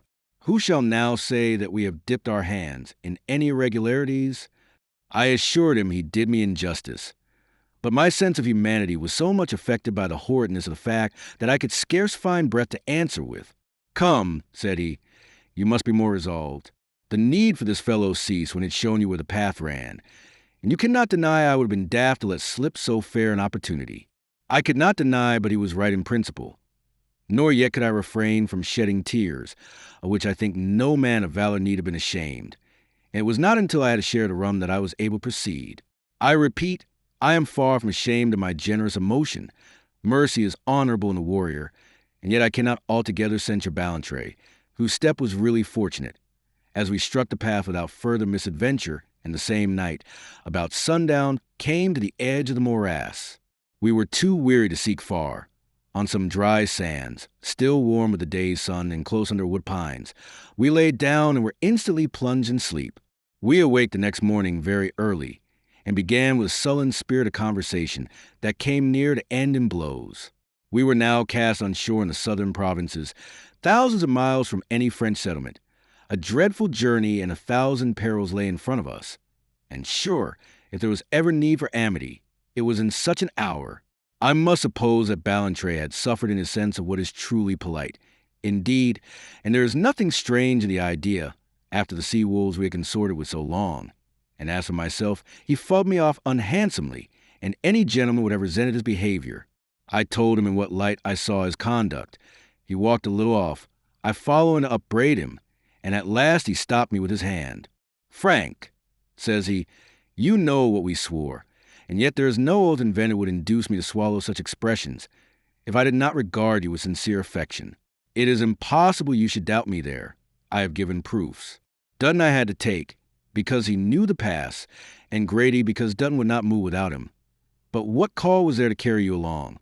You are a perpetual danger to me with your cursed Irish tongue. By rights you should now be in irons in the cruiser, and you quarrel with me like a baby for some trinkets. I considered this one of the most unhandsome speeches ever made, and indeed to this day I can scarce reconcile to my notion of a gentleman that was my friend. I retorted upon him with a Scotch accent, of which he had not so much as some, but enough to be very barbarous and disgusting, as I told him plainly, and the affair had gone to a great length. But for an alarming intervention, we had got some way off upon the sand. The place where we had slept, with the packets lying undone and the money scattered openly, was now between us and the pines. And it was out of these a stranger must have come. There he was at least, a great hulking fellow of the country, with a broad axe on his shoulder, looking open-mouthed, now at the treasure, which was just at his feet, and now at our disputation, in which we had gone far enough to have weapons in our hands. We had no sooner observed him than he found his legs, and made off again among the pines. This was no scene to put our minds at rest. A couple of armed men in sea clothes found quarreling over a treasure, not many miles from where a pirate had been captured. Here was enough to bring the whole country about our ears. The quarrel was not even made up. It was blotted from our minds, and we got our packets together in the twinkling of an eye and made off, running with the best will in the world. But the trouble was, we did not know in what direction, and must continually return upon our steps. Ballantrae had indeed collected what he could from Dutton, but it's hard to travel upon hearsay, and the estuary, which spreads into a vast irregular harbor, turned us off upon every side with a new stretch of water. We were near beside ourselves, and already quite spent with running, when, coming to the top of a dune, we saw we were again cut off by another ramification of the bay. This was a creek, however, very different from those that had arrested us before, being set in rocks, and so precipitously deep that a small vessel was able to lie alongside, made fast with a hawser, and her crew had laid a plank to the shore. Here they had lighted a fire, and were sitting at their meal. As for the vessel herself, she was one of those they build in the Bermudas. The love of gold and the great hatred that everybody has to pirates were motives of the most influential and would certainly raise the country in our pursuit. Besides, it was now plain we were on some sort of straggling peninsula, like the fingers of a hand, and the wrist or passage to the mainland, which we should have taken at the first, was by this time not improbably secured. These considerations put us on a bolder counsel. For as long as we dared, looking every moment to hear sounds of the chase, we lay among some bushes on the top of the dune, and having by this means secured a little breath and recomposed our appearance, we strolled down at last, with a great affectation of carelessness, to the party by the fire. It was a trader and his Negroes, belonging to Albany, in the province of New York, and now on the way home from the Indies with a cargo. His name I cannot recall. We were amazed to learn he had put in here from Terror the Sarah, for we had no thought our exploits had been so notorious. As soon as the Albanian heard she had been taken the day before, he jumped to his feet, gave us a cup of spirits for our good news, and sent big Negroes to get sail on the Bermudan.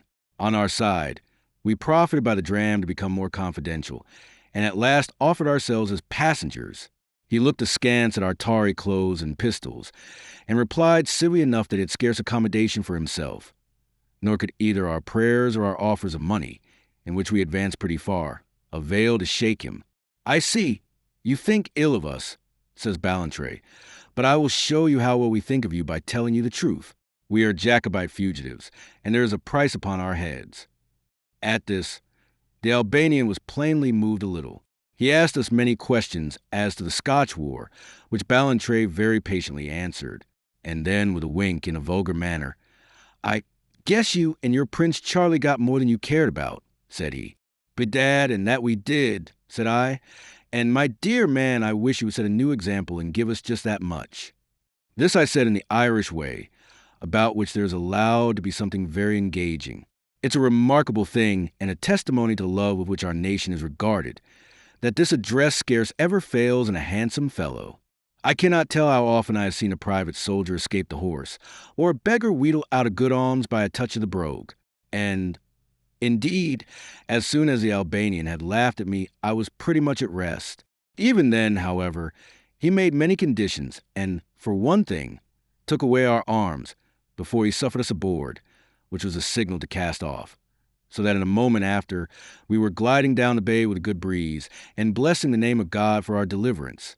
Almost in the mouth of the estuary, we passed a cruiser, and a little after the poor Sarah with her prize crew, and these were both sights to make us tremble. The Bermudan seemed a very safe place to be in, and our bold stroke to have been fortunately played, when we were thus reminded of the case of our companions.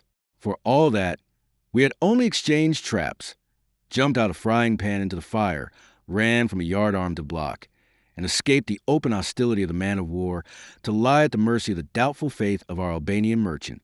From many circumstances, it chanced we were safer than we could have dared to hope.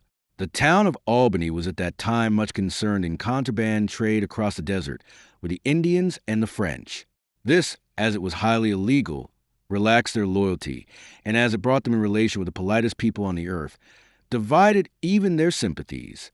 In short, they were like all the smugglers in the world, spies and agents ready-made for either party.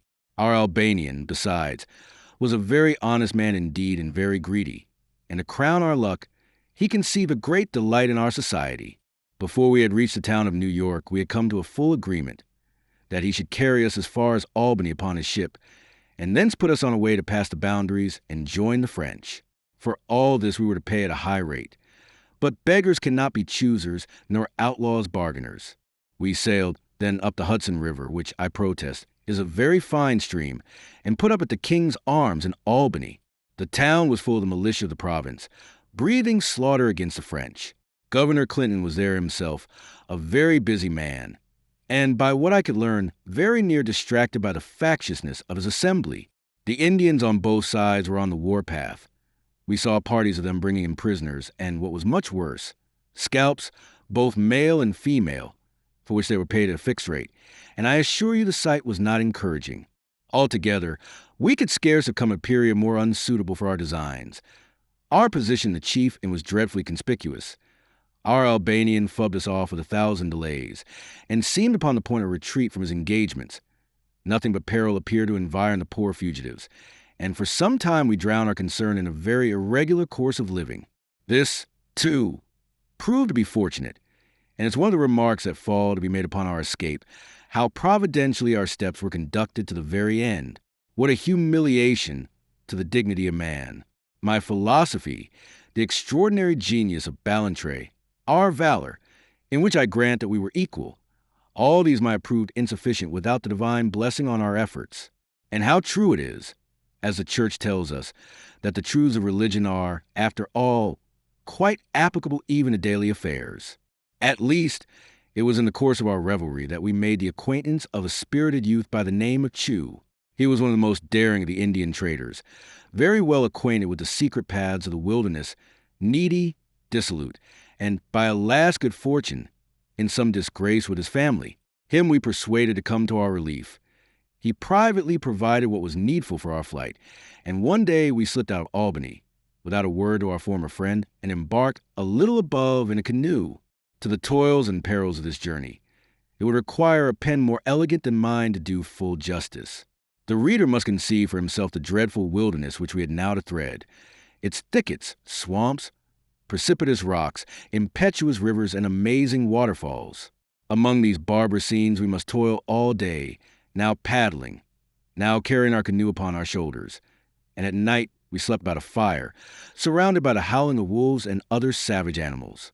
It was our design to mount the headwaters of the Hudson, to the neighborhood of Crown Point, where the French had a strong place in the woods, upon Lake Champlain. But to have done this directly were too perilous, and it was accordingly gone upon by such a labyrinth of rivers, lakes, and portages as makes my head giddy to remember. These paths were in ordinary times entirely desert, but the country was now up, the tribes on the warpath, the woods full of Indian scouts. Again and again we came upon these parties when we least expected them. And one day, in particular, I shall never forget how, as dawn was coming in, we were suddenly surrounded by 5 or 6 of these painted devils, uttering a very dreary sort of cry and brandishing their hatchets. It passed off harmlessly, indeed, as did the rest of our encounters, for Chu was well known and highly valued among the different tribes. Indeed, he was a very gallant, respectable young man. But even with the advantage of his companionship, you must not think these meetings were without sensible peril. To prove friendship on our part, it was needful to draw upon our stock of rum. Indeed, under whatever disguise, that is the true business of the Indian trader, to keep a traveling public house in the forest, and when once the braves had got their bottle of scora, as they call this beastly liquor, it behoved us to set forth and paddle for our scalps. Once they were a little drunk, goodbye to any sense or decency. They had but the one thought, to get more scora. They might easily take it in their heads to give us chase, and had we been overtaken, I had never written these memoirs. We were come to the most critical portion of our course, where we might equally expect to fall into the hands of French or English, when a terrible calamity befell us.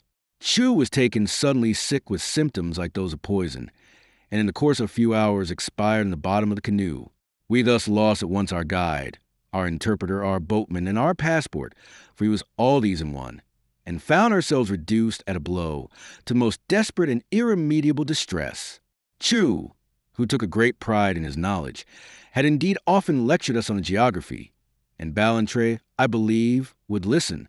But for my part, one have always found such information highly tedious, and beyond the fact that we were now in the country of the Adirondack Indians and not so distant from our destination, could we but have found the way, I was entirely ignorant. The wisdom of my course was soon the more apparent, for with all his pains, Ballantrae was no further advanced than myself.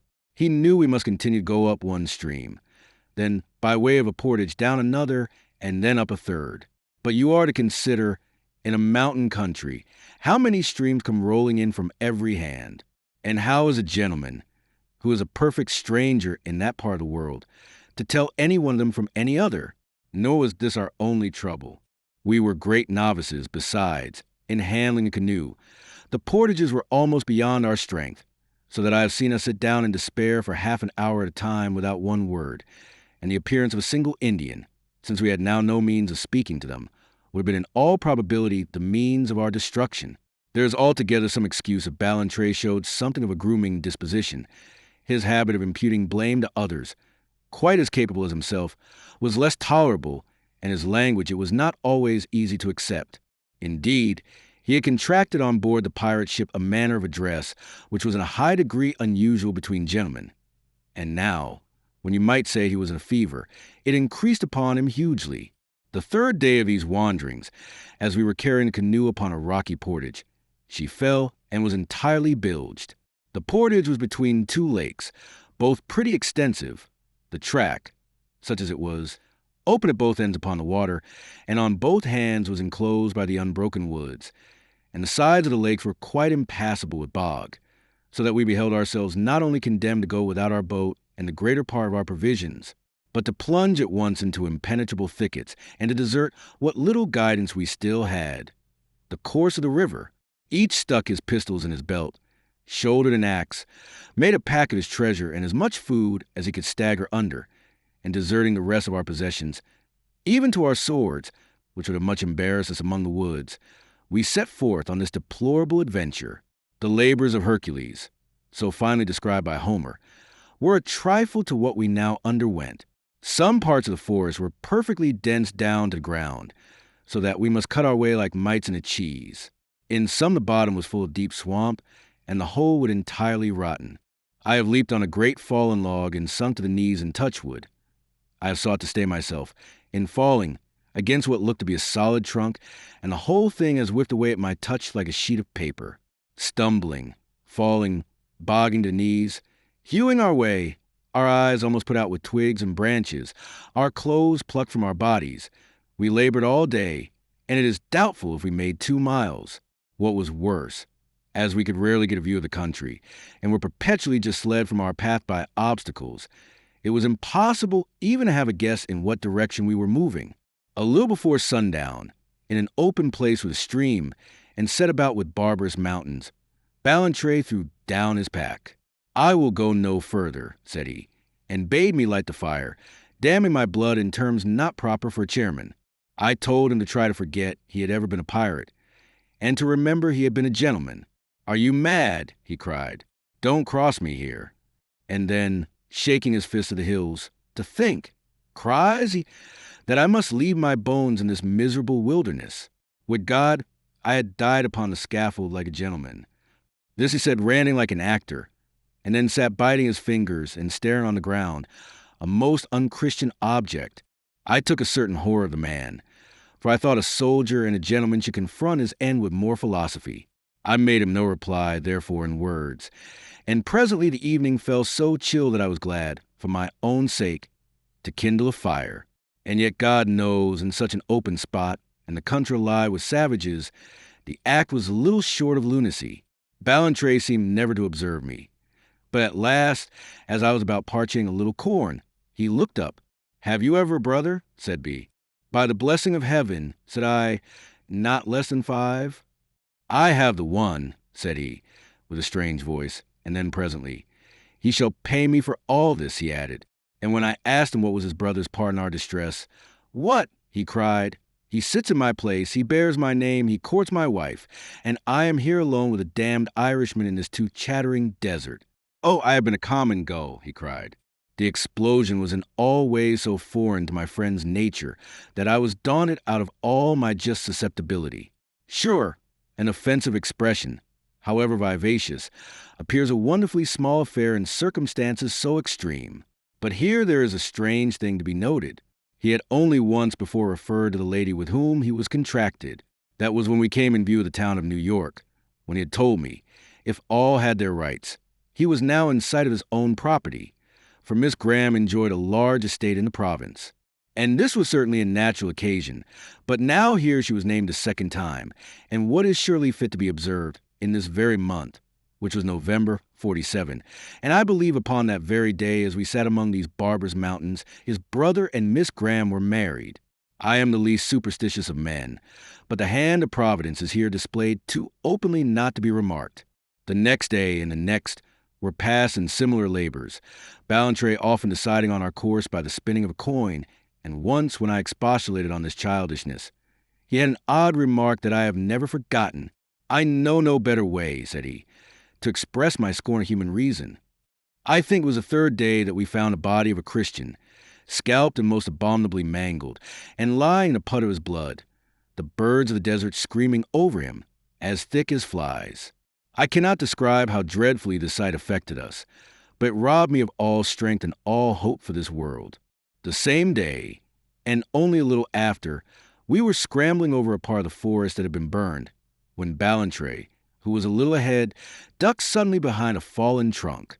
I joined him in this shelter, once we could look abroad without being seen ourselves.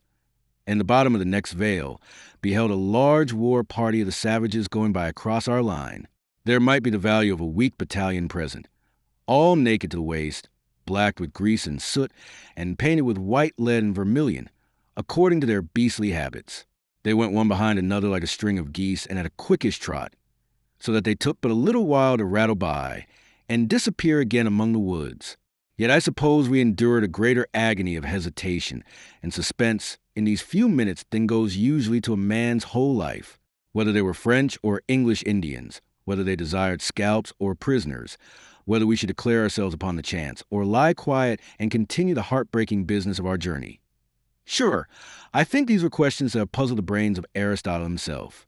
Ballantrae turned to me with a face all wrinkled up and his teeth showing his mouth, like what I have read of people starving. He said no word, but his whole appearance was a kind of dreadful question.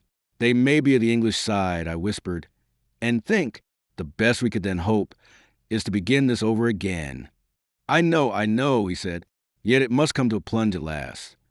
And he suddenly plucked out his coin, shook it in his closed hands, looked at it, and then lay down with his face in the dust. Addition by Mr. McKellard. I dropped the Chevalier's narration at this point because the couple quarreled and separated the same day, and the Chevalier's account of quarrels seems to me, I must confess, quite incompatible with the nature of either of the men. Henceforth they wandered alone, undergoing extraordinary sufferings, until first one and then the other was picked up by a party from Fort St. Frederick. Only two things are to be noted, and first, as most important for my purpose, that the master in the course of his miseries buried his treasure at a point never since discovered, but which he took a drawing in his own blood on the lining of his hat. And second, that on his coming thus penniless to the fort, he was welcomed like a brother by the Chevalier, who thence paid his way to France. The simplicity of Mr. Burke's character leads him at this point to praise the master exceedingly. To an eye more worldly wise, it would seem it was the Chevalier alone that was to be commended. I have the more pleasure in pointing to this really very noble trait of my esteemed correspondent, as I fear I may have wounded him immediately before. I have refrained from comments on any of his extraordinary and, in my eyes, immoral opinions, for I know him to be jealous of respect, but his version of the quarrel is really more than I can reproduce. For I knew the master myself, and a man more insusceptible of fear is not conceivable. I regret this oversight of the Chevalier's, and all the more because the tenor of his narrative, set aside a few flourishes, strikes me as highly ingenuous. Chapter 4. Persecutions endured by Mr. Henry. You can guess on what part of his adventures the colonel principally dwelled. Indeed, if we had heard it all, it is to be thought the current of this business had been wholly altered, but the pirate ship was very gently touched upon. Nor did I hear the colonel to an end even of that which he was willing to disclose. For Mr. Henry, having for some while been plunged in a brown study, rose at last from his seat and, reminding the colonel there were matters that he must attend to, bade me follow him immediately to the office. Once there, he sought no longer to dissemble his concern, walking to and fro in the room with contorted face, and passing his hand repeatedly upon his brow. "We have some business," he began at last, and there broke off, declared we must have wine, and sent for a magnum of the best.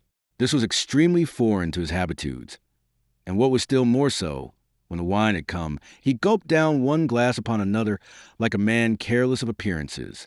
But the drink steadied him. "You will scarce be surprised, McKellar," says he, "when I tell you that my brother, whose safety we are all rejoiced to learn, stands in some need of money." I told him I had misdoubted as much, but the time was not very fortunate, as the stock was low. "Not mine," said he. "There is the money for the mortgage." I reminded him it was Mrs. Henry's. "I will be answerable to my wife," he cried violently. "And then," said I, "there is the mortgage." "I know," said he. "It is on that I would consult you. I showed him how unfortunate a time it was to divert this money from its destination, and how, by so doing, we must lose the profit of our past economies and plunge back the state into the mire. I even took the liberty to plead with him, and when he still opposed me with a shake of the head and a bitter, dogged smile, my zeal quite carried me beyond my place. "This is midsummer madness," cried I, "and I for one will be no party to it." "You speak as though I did it for my pleasure," says he, "but I have a child now. And besides, I love order, and to say the honest truth, McKellar, I have begun to take a pride in the estates." He gloomed for a moment. "But what would you have?" he went on. "Nothing is mine, nothing. This day's news has knocked the bottom out of my life. I have only the name and the shadow of things. Only the shadow. There is no substance in my rights." "They will prove substantial enough before court," said I. He looked at me with a burning eye, and seemed to repress the word upon his lips, and I repented what I had said, for I saw that while he spoke of the state, he had still a side thought to his marriage. And then of a sudden he twitched a letter from his pocket, where it lay all crumpled, smoothed it violently on the table, and read these words to me with a trembling tongue. "My dear Jacob," "This is how he begins," cries he. "My dear Jacob, I once called you so, you may remember, and you have now done the business, and flung my heels as high as Criffle. What do you think of that, McKellar?" says he. "From an only brother. I declare to God I liked him very well. I was always staunch to him, and this is how he writes. But I will not sit down under the imputation, walking to and fro. I am as good as he. I am a better man than he. I call on God to prove it. I cannot give him all the monstrous sum he asks. He knows his state to be incompetent. But I will give him what I have, and it is more than he expects. I have borne all this too long." See what he writes further on. Read it for yourself. "I know you are niggardly dog." A niggardly dog. I niggardly? Is that true, McKellar? You think it is? I really thought he would have struck me at that. Oh, you all think so. Well, you shall see, and he shall see, and God shall see. If I ruin his state and go barefoot, I shall stuff this bloodsucker. Let him ask all, and he shall have it. It is all his by rights." "Ah," he cried, "and I foresaw all this, and worse, when he would not let me go." He poured out another glass of wine, and was about to carry it to his lips, when I made so bold as to lay a finger on his arm. He stopped a moment. "You are right," said he, and flung glass and all in the fireplace. "Come, let us count the money." I durst no longer oppose him. Indeed, I was very much affected by the sight of so much disorder in a man usually so controlled. And we sat down together, counted the money, and made it up in packets with greater ease of Colonel Burke, who was to be the bearer. This done, Mr. Henry returned to the hall, where he and my old lord sat all night through with their guest. A little before dawn, I was called and set out with the colonel. He would scarce have liked a less responsible convoy, for he was a man who valued himself. Nor could we afford him one more dignified, for Mr. Henry must not appear with the free traders. It was a very bitter morning of wind, and as we went down to the long shrubbery, the colonel held himself muffled in his cloak. "Sir," said I, "this is a great sum of money that your friend requires. I must suppose his necessities to be very great." "We must suppose so," says he. I thought drily, but perhaps it was a cloak about his mouth. "I am only a servant of the family," said I. "You may deal openly with me. I think we are likely to get little good by him." "My dear man," said the colonel, "Ballantrae is a gentleman of the most eminent natural abilities, and a man that I admire and that I revere to the very ground he treads on." And then he seemed to me to pause like one in a difficulty. "But for all that," said I, "we are likely to get little good by him?" "Sure, and you can have it your own way, my dear man," says the colonel. By this time we had come to the side of the creek, where the boat awaited him. "Well," said B, "I am sure I am very much your debtor for all your civility, Mr. Whatever your name is. And just as a last word, and since you show so much intelligent interest, I will mention a small circumstance that may be of use to the family. For I believe my friend omitted to mention that he has the largest pension on the Scots Fund of any refugee in Paris. And it's a more disgraceful, sir," cries the colonel, warming, "because there's not one dirty penny for myself."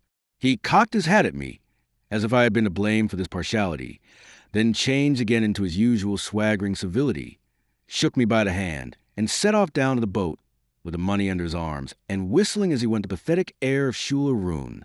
It was the first time I had heard that tune. I was to hear it again, words and all, as you shall learn. But I remember how that little stave of it ran in my head after the free traders had bade him wheesht in the deal's name, and the grating of the oars had taken its place. And I stood and watched the dawn creeping on the sea, and the boat drawing away, and the lugger lie with her foresail backed awaiting it. The gap made in our money was a sore embarrassment, and, among other consequences, it had this, that I must ride Edinburgh, and there raise a new loan on very questionable terms to keep the old afloat, and was thus, for close upon 3 weeks, absent from the house of Durris Deer. What passed in the interval I had none to tell me, but I found Mrs. Henry, upon my return, much changed in her demeanor. The old talks with my lord for the most part pretermitted, a certain deprecation visible towards her husband, to whom I thought she addressed herself more often, and for one thing, she was now greatly wrapped up in Miss Catherine. You would think the change was agreeable to Mr. Henry. No such matter. To the contrary, every circumstance of alteration was a stab to him. He read in each the avowal of her truant fancies. That constancy to the master which she was proud while she supposed him dead. She had to blush, for now she knew he was alive, and these blushes were the hated spring of her new conduct. I am to conceal no truth, and I will here say plainly, I think this was a period in which Mr. Henry showed the worst. He contained himself, indeed, in public, but there was a deep-seated irritation visible underneath. With me, from whom he had less concealment, he was often grossly unjust, and even for his wife he would sometimes have a sharp retort, perhaps when she had ruffled him with some unwonted kindness, perhaps upon no tangible occasion, the mere habitual tone of the man's annoyance bursting spontaneously forth. When he would thus forget himself, a thing so strangely out of keeping with the terms of their relation, there went a shook through the whole company, and the pair would look upon each other in a kind of pained amazement. All the time, too, while he was injuring himself by this defect of temper, he was hurting his position by a silence, of which I scarce know whether to say it was the child of generosity or pride. The free traders came again and again, bringing messengers from a master, and none departed empty-handed. I never durst reason with Mr. Henry. He gave what was asked of him in a kind of noble rage, perhaps because he knew he was by nature inclining to the parsimonious. He took a back-foremost pleasure in the recklessness with which he supplied his brother's exigence. Perhaps the falsity of the position would have spurred a humbler man into the same excess. But the state, if I may say so, groaned under it. Our daily expenses were shorn lower and lower. The stables were emptied, all but for roadsters. Servants were discharged, which raised a dreadful murmuring in the country, and heated up the old disfavor upon Mr. Henry, and at last the yearly visit to Edinburgh must be discontinued. This was in 1756. You are to suppose that for 7 years this bloodsucker had been drawing the life's blood from Durris Deer, and that all this time my patron had held his peace. It was an effect of devilish malice in the master that he addressed Mr. Henry alone upon the matter of his demands, and there was never a word to my lord. The family had looked on, wondering at our economies. They had lamented, I have no doubt, that my patron had become so great a miser, a fault always despicable, but in the young abhorrent, and Mr. Henry was not yet 30 years of age. Still, he had managed the business of Durris Deer almost from a boy, and they bore with these changes in a silence as proud and bitter as his own, until the coping stone of the Edinburgh visit.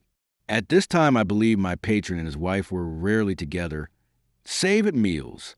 Immediately on the back of Colonel Burke's announcement, Mrs. Henry made palpable advances. You might say she laid a sort of timid court to her husband, different, indeed, from her former manner of unconcern and distance. I never had the heart to blame Mr. Henry because he recoiled from these advances, nor yet to censure the wife, when she was cut to the quick by their rejection. But the result was an entire estrangement, so that, as I say, they rarely spoke, except at meals. Even the matter of the Edinburgh visit was first broached at table, and it chanced that Mrs. Henry was that day ailing and querulous. She had no sooner understood her husband's meaning than the red flew in her face.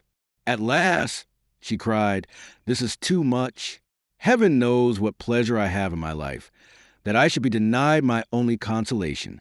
These shameful proclivities must be trod down. We are already a mark and an eyesore in the neighborhood. I will not endure this fresh insanity. I cannot afford it. says Mr. Henry. Afford, she cried. For shame, but I have money of my own. That is all mine, madam, by marriage, he snarled, and instantly left the room. My old lord threw up his hands to heaven, and he and his daughter, withdrawing to the chimney, gave me a broad hint to be gone. I found Mr. Henry in his usual retreat, the steward's room, perched on the end of the table, and plunging his penknife in it with a very ugly countenance. Mr. Henry, said I, you do yourself too much injustice, and it is time this should cease. Oh, cries he, nobody minds here. They think it only natural. I have shameful proclivities. I am a niggardly dog. And he drove his knife up to the hilt. But I will show that fellow, he cried with an oath. I will show him which is the more generous. This is no generosity, said I. This is only pride. Do you think I want morality? He asked. I thought he wanted help, and I should give it him, willy-nilly. And no sooner was Mrs. Henry gone to her room than I presented myself at her door and sought admittance. She openly showed her wonder. What do you want with me, Mr. McKellar? Said she. The Lord knows, madam, says I. I have never troubled you before with any freedoms, but this thing lies too hard upon my conscience, and it will out. Is it possible that two people can be so blind as you and my lord? And I've lived all these years with a noble gentleman like Mr. Henry, and understand so little of his nature. What does this mean? She cried. Do you not know where his money goes to? His and yours, and the money for the very wine he does not drink at table. I went on. To Paris, to that man. 8,000 pounds has he had of us in 7 years, and my patron fool enough to keep it secret. 8,000 pounds, she repeated. It is impossible. The estate is not sufficient. God knows how we have sweated farthings to produce it, said I, but 8,060 is a sum beside odd shillings. And if you can think my patron miserly after that, this shall be my last interference. You need say no more, Mr. McKellar, said she. You have done most properly in what you too modestly call your interference. I am much to blame.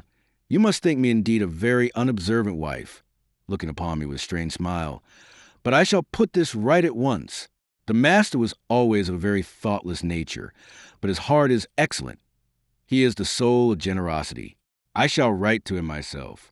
You cannot think how you have pained me by this communication. Indeed, madam, I had hoped to please you, said I, for I raged to see her still thinking of the master. And please, said she, and please me, of course. That same day, I will not say but what I watched, I had the satisfaction to see Mr. Henry come to his wife's room in a state most unlike himself, for his face was all bloated with weeping, and yet he seemed to me to walk upon the air. By this, I was sure his wife had made him full amends for once. Ah, thought I to myself, I have done a brave stroke this day. On the morrow, as I was seated at my books, Mr. Henry came in softly behind me, took me by the shoulders, and shook me in a manner of playfulness. I find you are a faithless fellow after all, says he, which was his only reference to my part.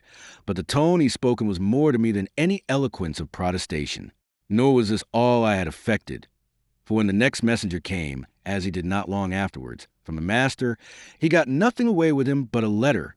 For some while back it had been I myself who had conducted these affairs, Mr. Henry not setting pen to paper, and I only in the driest and most formal terms. But this letter I did not even see. It would scarce be pleasant reading, for Mr. Henry felt he had his wife behind him for once, and I observed on the day it was dispatched, he had a very gratified expression. Things went better now in the family, though it could scarce be pretended they went well. There was now at least no misconception. There was kindness upon all sides, and I believe my patron and his wife might again have drawn together if he could but have pocketed his pride, and she forgot what was the ground of all, her brooding on another man.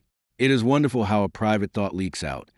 It is wonderful to me now how we should all have followed the current of her sentiments, and though she bore herself quietly and had a very even disposition, yet we should have known whenever her fancy ran to Paris.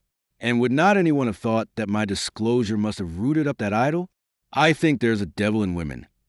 All these years past, never a sight of the man, little enough kindness to remember by all accounts, even while she had him, the notion of his death intervening, his heartless rapacity laid bare to her, that all should not do, and she must still keep the best place in her heart for this accursed fellow, is a thing to make a plain man rage. I had never much natural sympathy for the passion of love, but this unreason in my patron's wife disgusted me outright with the whole matter. I remember checking a maid because she sang some Baronly kickshaw while my mind was thus engaged, and my asperity brought about my ears the enmity of all the petticoats about the house, of which I reeked very little. But it amused Mr. Henry, who rallied me much upon our joint unpopularity. It is strange enough, for my own mother was certainly one of the salt of the earth, and my Aunt Dixon, who paid my fees at the university, a very notable woman. But I have never had much toleration for the female sex, possibly not much understanding, and being far from a bold man, I have ever shunned their company. Not only do I see no cause to regret this diffidence in myself, but have invariably remarked the most unhappy consequences follow those who were less wise. So much I thought proper to set down, lest I show myself unjust to Mrs. Henry. And besides, the remark arose naturally on a reperusal of the letter which was the next step in these affairs, and reached me, to my sincere astonishment, by a private hand, some week or so after the departure of the last messenger. Letter from Colonel Burke, afterward Chevalier, to Mr. McKellar, Troyes in Champagne, July 12, 1756. My dear sir, you will doubtless be surprised to receive a communication from one so little known to you, but on the occasion I had the good fortune to encounter your Durstier, I remarked you for a young man of a solid gravity of character, a qualification which I profess I admire and revere next to natural genius or the bold chivalrous spirit of the soldier. I was, besides, interested in the noble family which you have the honor to serve, or, to speak more by the book, to be the humble and respected friend of, and a conversation I had the pleasure to have with you very early in the morning has remained much upon my mind. Being the other day in Paris on a visit from this famous city, where I am in garrison, I took occasion to inquire your name, which I profess I forgot, at my friend, the Master B, and a fair opportunity occurring, I write to inform you of what's new. The Master of B, when we last been talking together, was in receipt, as I think I then told you, of a highly advantageous pension on the Scots Fund. He next received a company, and was soon after advanced to a regiment of his own. My dear sir, I do not offer to explain this circumstance, any more than why I myself, who have rid at the right hand of princes, should be fubbed off with a pair of colors and sent to rot in a hole at the bottom of the province. Accustomed as I am to courts, I cannot but feel it is no atmosphere for a plain soldier, and I could never hope to advance by similar means, even could I stoop to the endeavor. But our friend has a particular aptitude to succeed by the means of ladies, and if all be true that I have heard, he enjoyed a remarkable protection. It is like this turned against him, for when I had the honor to shake him by the hand, he was but newly released from the Bastille, where he had been cast on a sealed letter, and, though now released, has both lost his regiment and his pension. My dear sir, the loyalty of a plain Irishman will ultimately succeed in the place of craft, as I am sure a gentleman of your probity will agree. Now, sir, the master is a man whose genius I admire beyond expression, and besides, he is my friend. But I thought a little word of this revolution in his fortunes would not come amiss, for in my opinion, the man's desperate.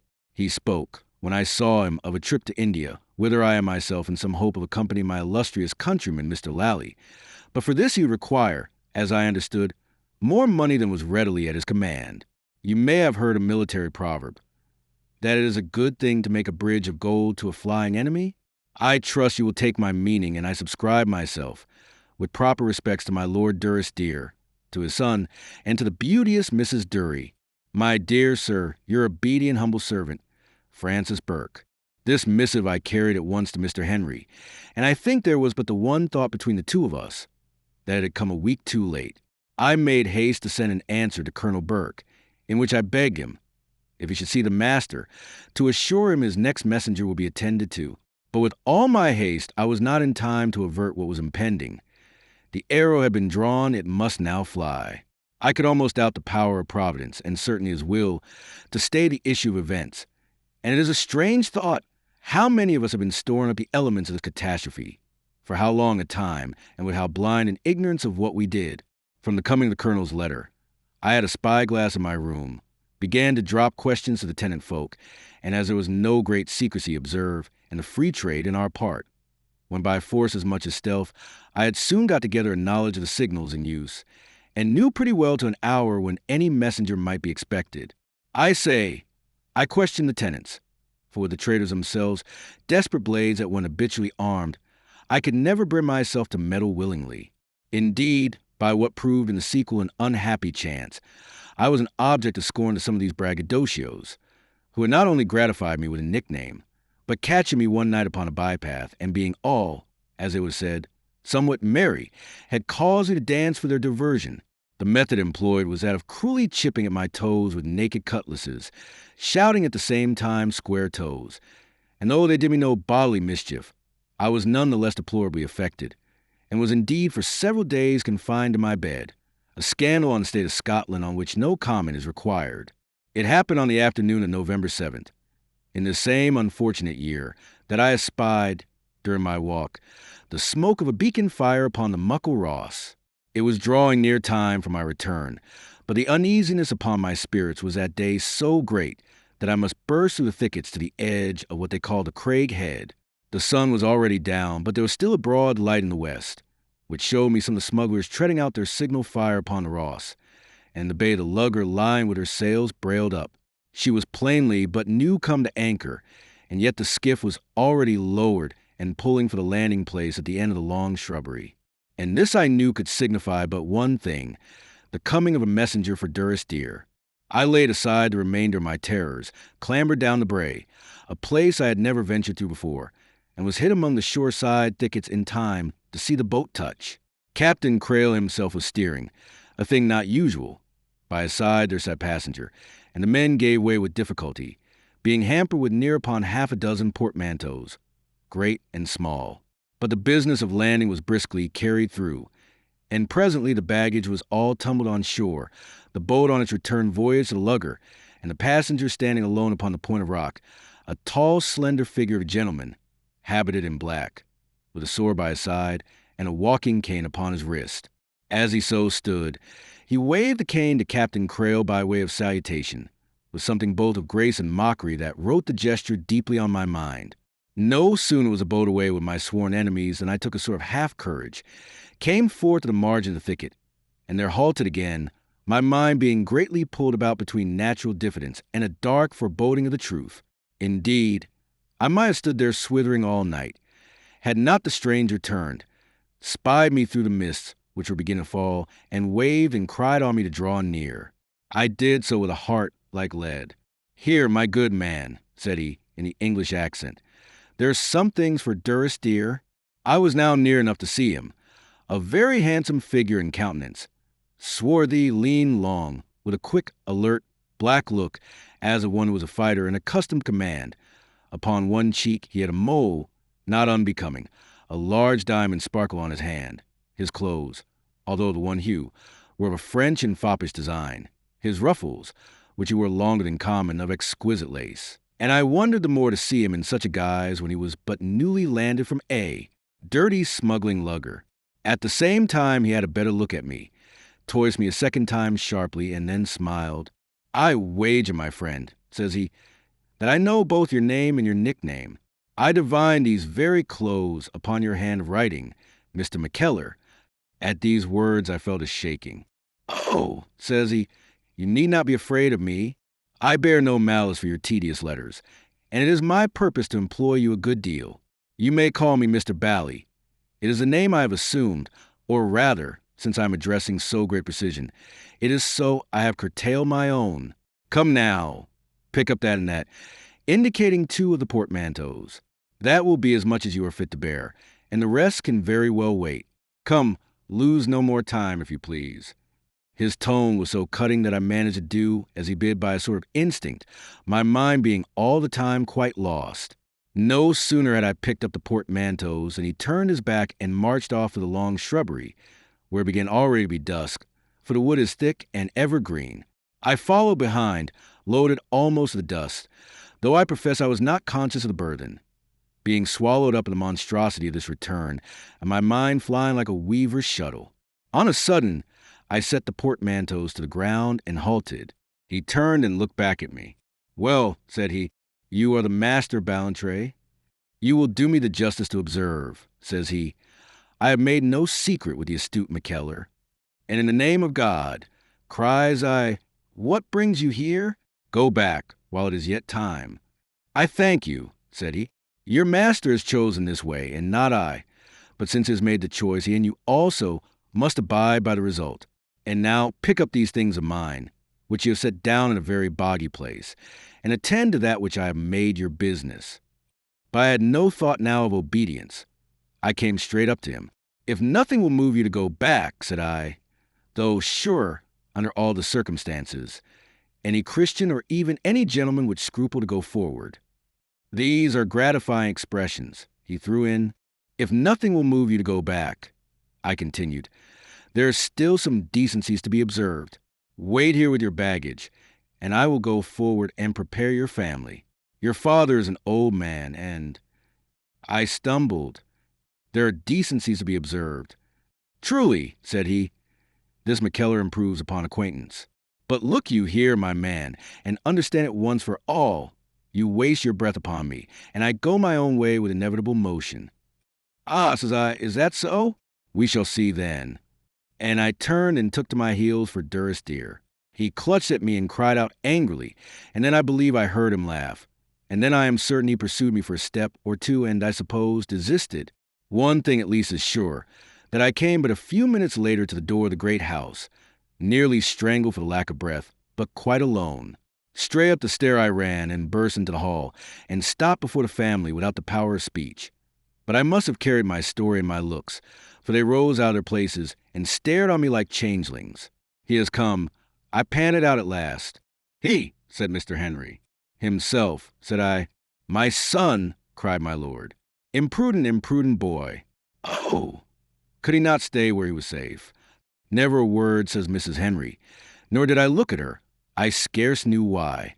Well, said Mr. Henry with a very deep breath, and where is he? I left him in the long shrubbery, said I. Take me to him, said he. So we went out together, he and I, without another word from anyone. And in the midst of the gravel plot encountered the master strolling up, whistling as he came, and beating the air with his cane. There was still light enough overhead to recognize, though not to read, a countenance. Ah, Jacob, says the master. So here is Esau back. James, says Mr. Henry, for God's sake, call me by my name. I will not pretend that I am glad to see you, but I would fain make you as welcome as I can in the house of our fathers. Or in my house. Or yours, says the master. Which were you about to say? But this is an old sore, and we need not rub it. If you would not share with me in Paris, I hope you will yet scarce deny your elder brother a corner of the fire at Durrisdeer. That is very idle speech, replied Mr. Henry, and you understand the power of your position excellently well. Why, I believe I do, said the other with a little laugh. And this, though they had never touched hands, was, as we may say, the end of the brothers' meeting. For at this the master turned to me and bade me fetch his baggage. I, on my side, turned to Mr. Henry for a confirmation, perhaps with some defiance. As long as the master is here, Mr. McKellar, you will very much oblige me by regarding his wishes as you would my own, says Mr. Henry. We are constantly troubling you. Will you be so good as send one of the servants? With an accent on the word. If this speech were anything at all, it was surely a well-deserved reproof upon the stranger, and yet so devilish was his impudence, he twisted it the other way. And shall we be common enough to say Sneckup? Inquires he softly, looking upon me sideways. Had a kingdom depended on the act, I could not have trusted myself in words. Even call a servant was beyond me. I had rather, sir, the man myself than speak, and I turned away in silence and went into the long shrubbery, with a heart full of anger and despair. It was dark under the trees, and I walked before me and forgot what business I was come upon, till I near broke my shin on the portmanteaus.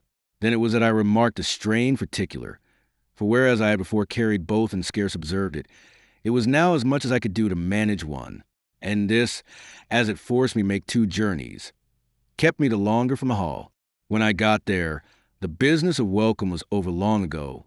The company was already at supper, and by an oversight that cut me to the quick, my place had been forgotten. I had seen one side of the master's return. Now I was to see the other. It was he who first remarked my coming in and standing back, as I did, in some annoyance. He jumped from his seat. And if I have not got the good McKellar's place, cries he, John, Lay another for Mr. Bally. I protest he will disturb no one, and your table is big enough for all. I could scarce credit my ears, nor yet my senses, when he took me by the shoulders and thrust me, laughing, into my own place. Such an affectionate playfulness was in his voice. And while John laid the fresh place for him, a thing on which he still insisted, he went and leaned on his father's chair and looked down upon him. And the old man turned about and looked upwards on his son, with such a pleasant mutual tenderness that I could have carried my hand to my head in mere amazement. Yet all was of a piece. Never a harsh word fell from him. Never a sneer showed upon his lip. He had laid aside even his cutting English accent, and spoke with the kindly Scots tongue that set a value on affectionate words. And though his manners had a graceful elegance mighty foreign to our ways in Duris dear, it was still a homely courtliness that did not shame but flattered us. All that he did throughout the meal, indeed, drinking wine with me with notable respect, turning about for a pleasant word with John, fondling his father's hand, breaking into little merry tales of his adventures, calling up the past with happy reference. All he did was so becoming and himself so handsome that I could scarce wonder if my lord and Mrs. Henry sat about the board with radiant faces, or if John waited behind with dropping tears. As soon as supper was over, Mrs. Henry rose to withdraw. "This was never your way, Allison," said he. "It is my way now," she replied, which was notoriously false. "And I will give you a good night, James, and a welcome from the dead," said she, and her voice dropped and trembled. Poor Mr. Henry, who had made rather a heavy figure through the meal, was more concerned than ever, pleased to see his wife withdraw, and yet half displeased as he thought upon the cause of it, and the next moment altogether dashed by the fervor of her speech. On my part, I thought I was now one too many, and was stealing after Mrs. Henry when the master saw me. "Now, Mr. McKellar," says he, "I take this near on unfriendliness. I cannot have you go. This is to make a stranger the prodigal son, and let me remind you where, in his own father's house. Come, sit ye down, and drink another glass with Mr. Bally." "Aye, Mr. McKellar," says my lord, "we must not make a stranger either of him or you. I have been telling my son," he added, his voice brightening as usual on the word, "how much we valued all your friendly service." So I sat there, silent, till my usual hour, and might have been almost deceived in the man's nature but for one passage, in which his perfidy appeared too plain. Here was the passage, of which, after what he knows of the brothers' meeting, the reader shall consider for himself. Mr. Henry, sitting somewhat dully, in spite of his best endeavors to carry things before my lord, up jumps the master, passes about the board, and claps his brother on the shoulder. "Come, come, Harry lad," says he, with a broad accent such as they must have used together when they were boys. "You must not be downcast, because your brother has come home. All's yours. That's sure enough, and little I grudge it you. Neither must you grudge me my place beside my father's fire." "And that is too true, Henry," says my old lord with a little frown, a thing rare with him. "You have been the elder brother of the parable in the good sense. You must be careful of the other." "I am easily put in the wrong," said Mr. Henry. "Who puts you in the wrong?" cried my lord. "I thought very tartly for so mild a man. You have earned my gratitude and your brother's many thousand times. You may count on its endurance, and let that suffice." "Aye, Harry, that you may," said the master, and I thought Mr. Henry looked at him with a kind of wildness in his eye. On all the miserable business that now followed, I have 4 questions that I asked myself often at the time and ask myself still. Was a man moved by a particular sentiment against Mr. Henry, or by what he thought be his interest, or by a mere delight in cruelty, such as cats display, and theologians tell us of the devil, or by what he would have called love? My common opinion halts among the 3 first, but perhaps there lay at the spring of his behavior an element of all, as thus. Animosity to Mr. Henry would explain his hateful usage of him when they were alone. The interest he came to serve would explain his very different attitude before my lord, that in some spice of design of gallantry, his care to stand well with Mrs. Henry, and the pleasure of malice for itself, the pains he was continually at to mingle and oppose these lines of conduct. Partly because I was a very open friend to my patron, partly because in my letters to Paris I had often given myself some freedom of remonstrance, I was included in his diabolical amusement. When I was alone with him, he pursued me with sneers, Before the family, he used me with the extreme of friendly condescension. This was not only painful in itself. Not only did it put me continually in the wrong, but there was in it an element of insult indescribable, that he should thus leave me out in his dissimulation, as though even my testimony were too despicable to be considered, galled me to the blood. But what it was to me is not worth notice. I make but memorandum of it here, and chiefly for this reason, that it had one good result, and gave me the quicker sense of Mr. Henry's martyrdom. It was on him the burthen fell. How was he to respond to the public advances of one who never lost a chance of jibing him in private? How was he to smile back on the deceiver and the insulter? He was condemned to seem ungracious. He was condemned to silence. Had he been less proud, had he spoken, who would have credited the truth? The acted calumny had done its work. My lord and Mrs. Henry were the daily witnesses of what went on. They could have sworn in court that the master was a model of long-suffering good nature, and Mr. Henry a pattern of jealousy and thanklessness. And ugly enough as these must have appeared in anyone, they seemed tenfold uglier in Mr. Henry. For who could forget that the master lay in peril of his life, and that he had already lost his mistress, his title, and his fortune? "Henry, will you ride with me?" asks the master one day. And Mr. Henry, who had been goaded by the man all morning, raps out, "I will not." "I sometimes wish you would be kinder, Henry," says the other wistfully. I give this for a specimen, but such scenes befell continually. Small wonder if Mr. Henry was blamed. Small wonder if I fretted myself into something near upon a bilious fever. Nay, and at the mere recollection feel a bitterness in my blood. Sure, never in this world was a more diabolical contrivance. So perfidious, so simple, so impossible to combat. And yet I think again, and I think always, Mrs. Henry might have read between the lines. She might have had more knowledge of her husband's nature. After all these years of marriage, she might have commanded or captured his confidence. And my old lord, too, that very watchful gentleman, where was all his observation? But, for one thing, the deceit was practiced by a master hand, and might have gulled an angel. For another, in the case of Mrs. Henry, I have observed there are no persons so far away as those who are both married and estranged, so that they seem out of earshot or to have no common tongue. For a third, in the case of both of these spectators, they were blinded by old ingrained predilection. And for a fourth, the risk the master was supposed to stand in supposed, I say, you will soon hear why, made it seem the more ungenerous to criticize, and, keeping him in a perpetual tender solicitude about his life, blinded them the more effectually to his faults. It was during this time that I perceived most clearly the effect of manner, and was led to lament most deeply the plainness of my own. Mr. Henry had the essence of a gentleman. When he was moved, when there was any call of circumstance, he could play his part with dignity and spirit. But in the day's commerce, it is idle to deny it, he fell short of the ornamental. The master, on the other hand, had never a movement but it commanded him. So befell that when the one appeared gracious and the other ungracious, every trick of their bodies seemed to call out confirmation. Not that alone, but the more deeply Mr. Henry floundered in his brother's toils, the more clownish he grew, and the more the master enjoyed his spiteful entertainment, the more engagingly, the more smilingly he went, so that the plot by its own scope and progress furthered and confirmed itself. It was one of the man's arts to use the peril in which, as I say, he was supposed to stand.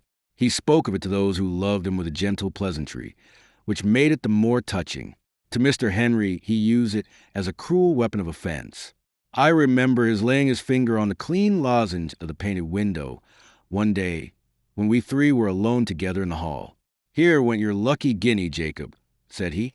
And when Mr. Henry only looked upon him darkly, "Oh," he added, "you need not look such impotent malice, my good fly.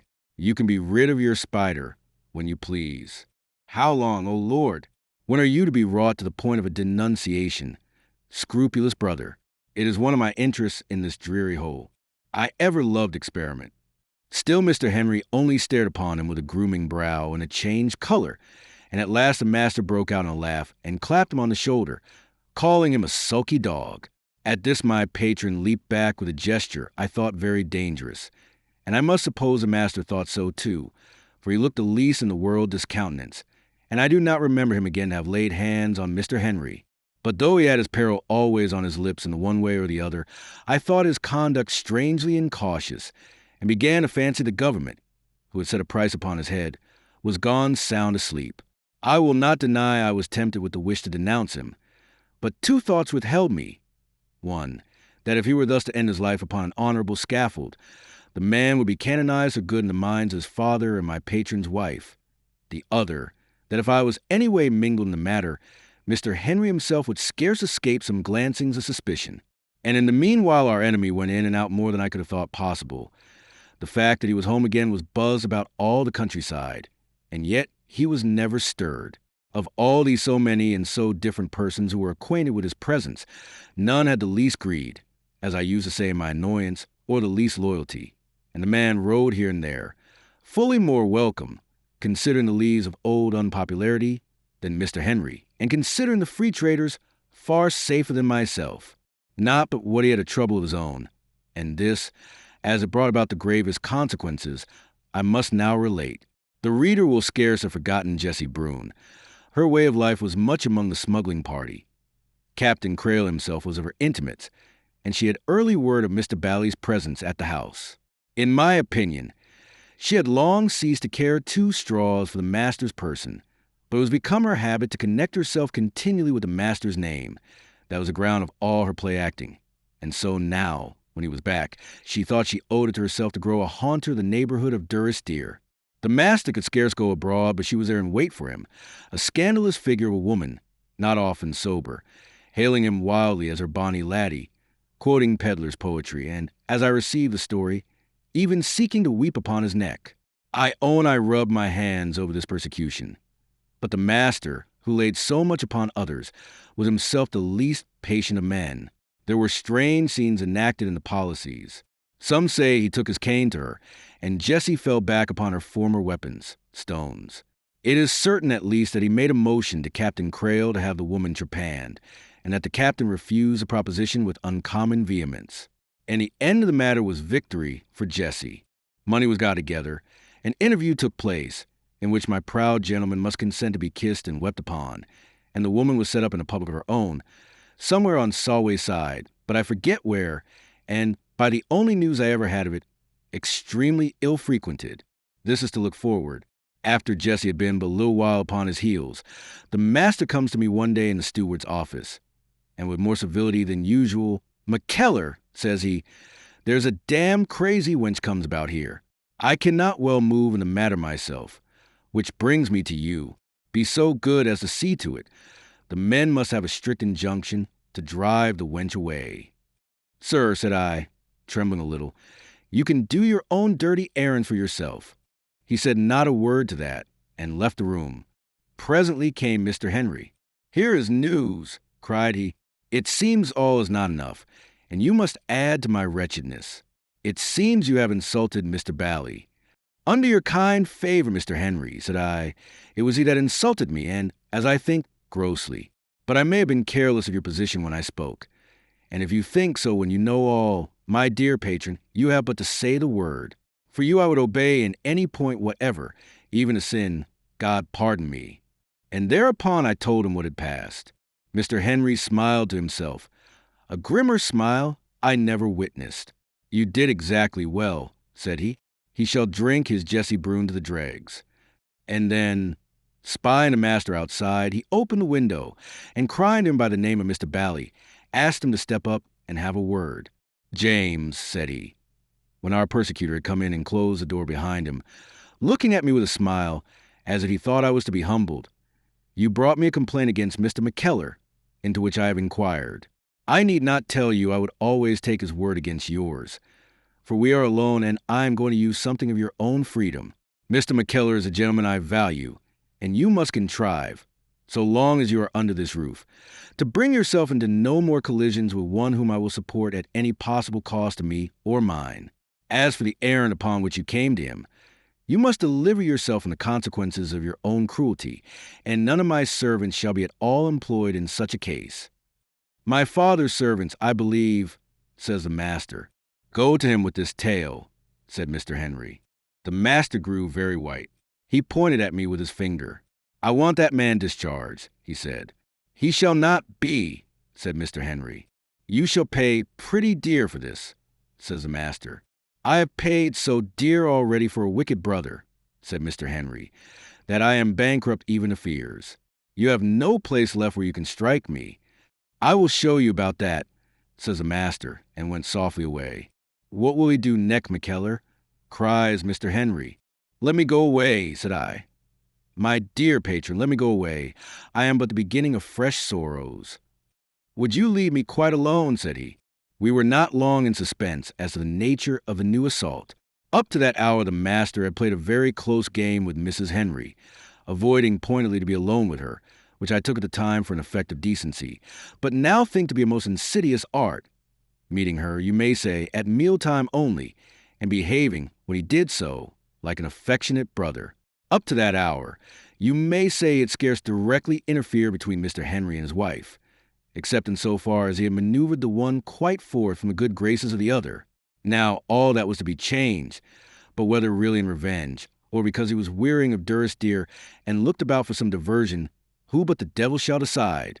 From that hour, at least, began the siege of Mrs. Henry, a thing so deftly carried on that I scarce know if she was aware of it herself, and that her husband must look on in silence. The first parallel was opened, as was made to appear, by accident. The talk fell, as it did often, on the exiles in France. So it glided to the matter of their songs. There is one, says the master, if you are curious in these matters, that has always seemed to me very moving. The poetry is harsh, and yet, perhaps because of my situation, it has always found a way to my heart. It is supposed to be sung, I should tell you, by an exiled sweetheart, and represents perhaps not so much the truth of what she is thinking, as the truth of what he hopes of her, poor soul, in these far lands. And here the master sighed. I protest it is a pathetic sight when a score of rough Irish, all common sentinels, get to this song, and you may see, by their falling tears, how it strikes home to them.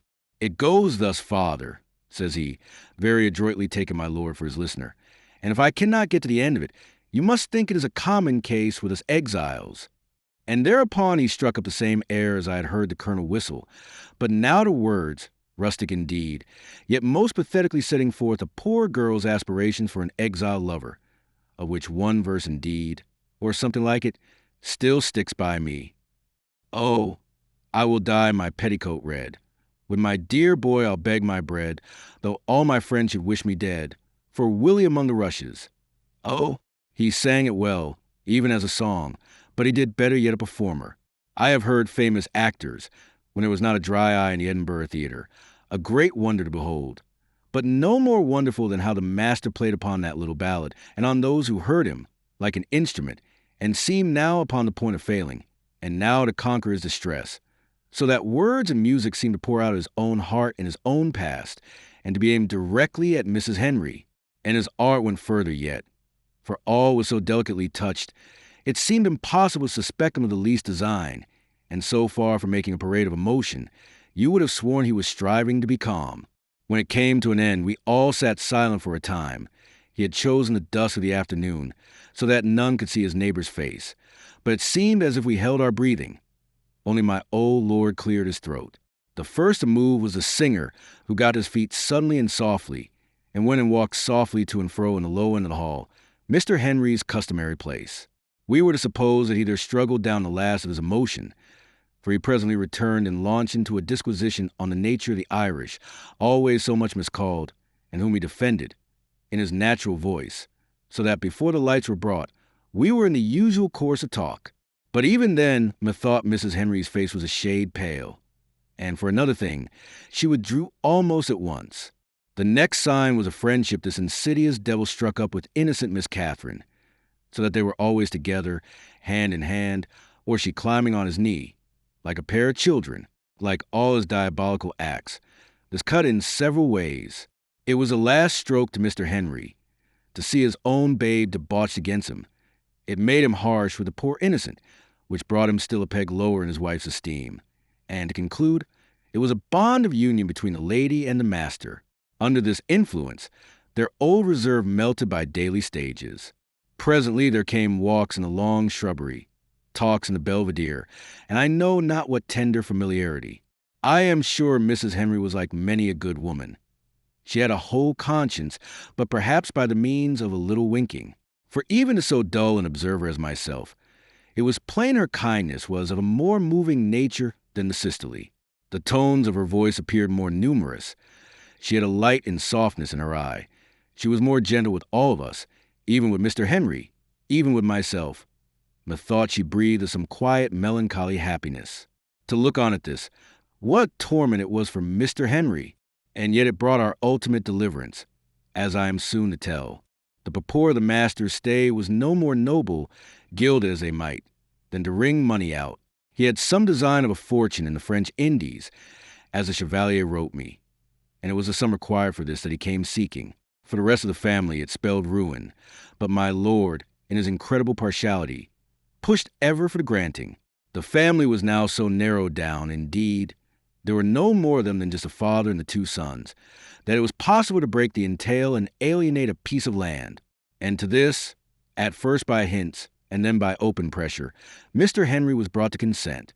He never would have done so, I am very well assured, but for the weight of the distress under which he labored, but for his passionate eagerness to see his brother gone. He would not thus have broken with his own sentiment and the traditions of his house.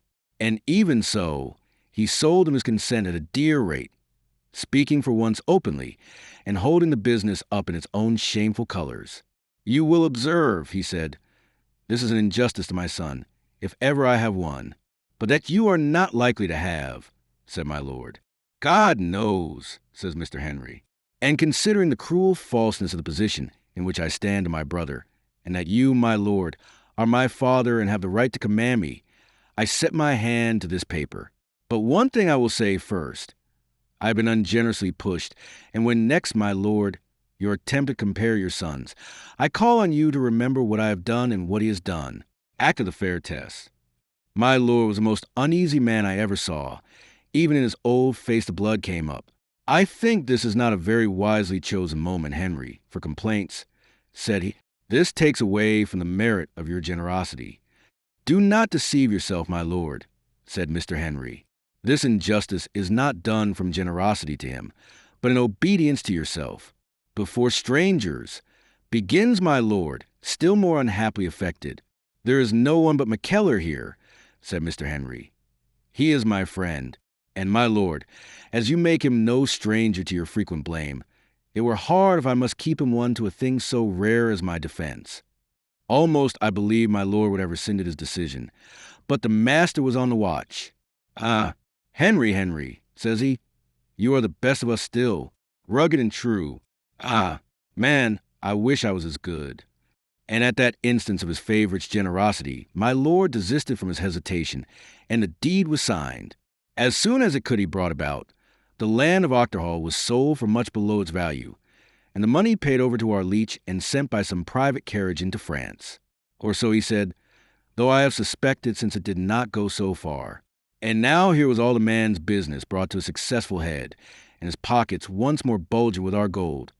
And yet the point for which we had consented to this sacrifice was still denied us, and the visitor still lingered on at Durrisdeer, whether in malice, or because the time was not yet come for his adventure to the Indies, or because he had hopes of his design on Mrs. Henry, or from the orders of the government, who shall say? But linger he did, and that for weeks. You will observe, I say, from the orders of government. For about this time the man's disreputable secret trickled out. The first hint I had was from a tenant, who commented on the master's stay, and yet more on his security. For this tenant was a Jacobite sympathizer, and had lost a son at Culloden, which gave him the more critical eye. "There is one thing," said he, "that I cannot but think strange, and that is how he got to Cockermouth." "To Cockermouth?" said I, with a sudden memory of my first wonder on beholding the man disembark so point device after so long a voyage. "Why, yes," says the tenant, "it was there he was picked up by Captain Crail. You thought he had come from France by sea? And so we all did." I turned this news a little in my head, and then carried it to Mr. Henry. "Here is an odd circumstance," said I, and told him. "What matters how he came, McKellar, so long as he is here?" groans Mr. Henry. "No, sir," said I, "but think again. Does not this smack a little of some government connivance? You know how much we have wondered already at the man's security." "Stop," said Mr. Henry. Let me think of this. And as he thought, there came that grim smile upon his face that was a little like the master's. "Give me paper," said he, and he sat without another word, and wrote to a gentleman of his acquaintance. I will name no unnecessary names, but he was one in a high place. This letter I dispatched by the only hand I could depend upon in such a case, McConaughey's, and the old man rode hard, for he was back with a reply before even my eagerness had ventured to expect him. Again, as he read it, Mr. Henry had the same grim smile. "This is the best you have done for me yet, McKellar," says he. "With this in my hand, I will give him a shog. Watch for us at dinner." At dinner, accordingly, Mr. Henry proposed some very public appearance for master, and my lord, as he had hoped, objected to the danger of the course. "Oh," says Mr. Henry very easily, "you need no longer keep this up with me. I am as much in the secret as yourself." "In the secret?" says my lord. "What do you mean, Henry?" "I give you my word, I am in no secret from which you are excluded." The master had changed countenance, and I saw he was struck in a joint of his harness. "How?" says Mr. Henry, turning to him with a huge appearance of surprise. "I see you serve your masters very faithfully, but I had thought you would have been humane enough to set your father's mind at rest." "What are you talking of? I refuse to have my business publicly discussed. I order this to cease," cries the master very foolishly and passionately, and indeed more like a child than a man. "So much discretion was not looked for at your hands, I can assure you," continued Mr. Henry. "For see what my correspondent writes," unfolding the paper. "It is, of course, in the interest both of the government and the gentleman whom we may perhaps best continue to call Mr. Bally, to keep this understanding secret. But it was never meant his own family should continue to endure the suspense you paint so feelingly, and I am pleased mine should be the hand to set these fears at rest. Mr. Bally is as safe in Great Britain as yourself." "Is this possible?" cries my lord, looking at his son, with a great deal of wonder and still more suspicion in his face. "My dear father," says the master, already much recovered, "I am overjoyed that this may be disclosed.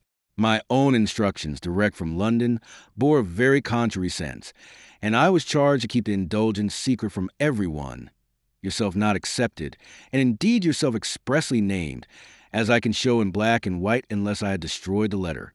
They must have changed their mind very swiftly, for the whole matter is still quite fresh. Or rather, Henry's correspondent must have misconceived that part, as he seems to have misconceived the rest.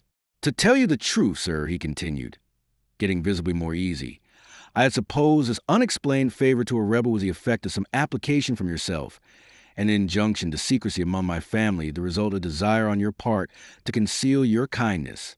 Hence I was the more careful to obey orders. It remains now to guess by what other channel indulgence can float on so notorious an offender as myself. For I do not think your son need defend himself from what seems hinted at in Henry's letter.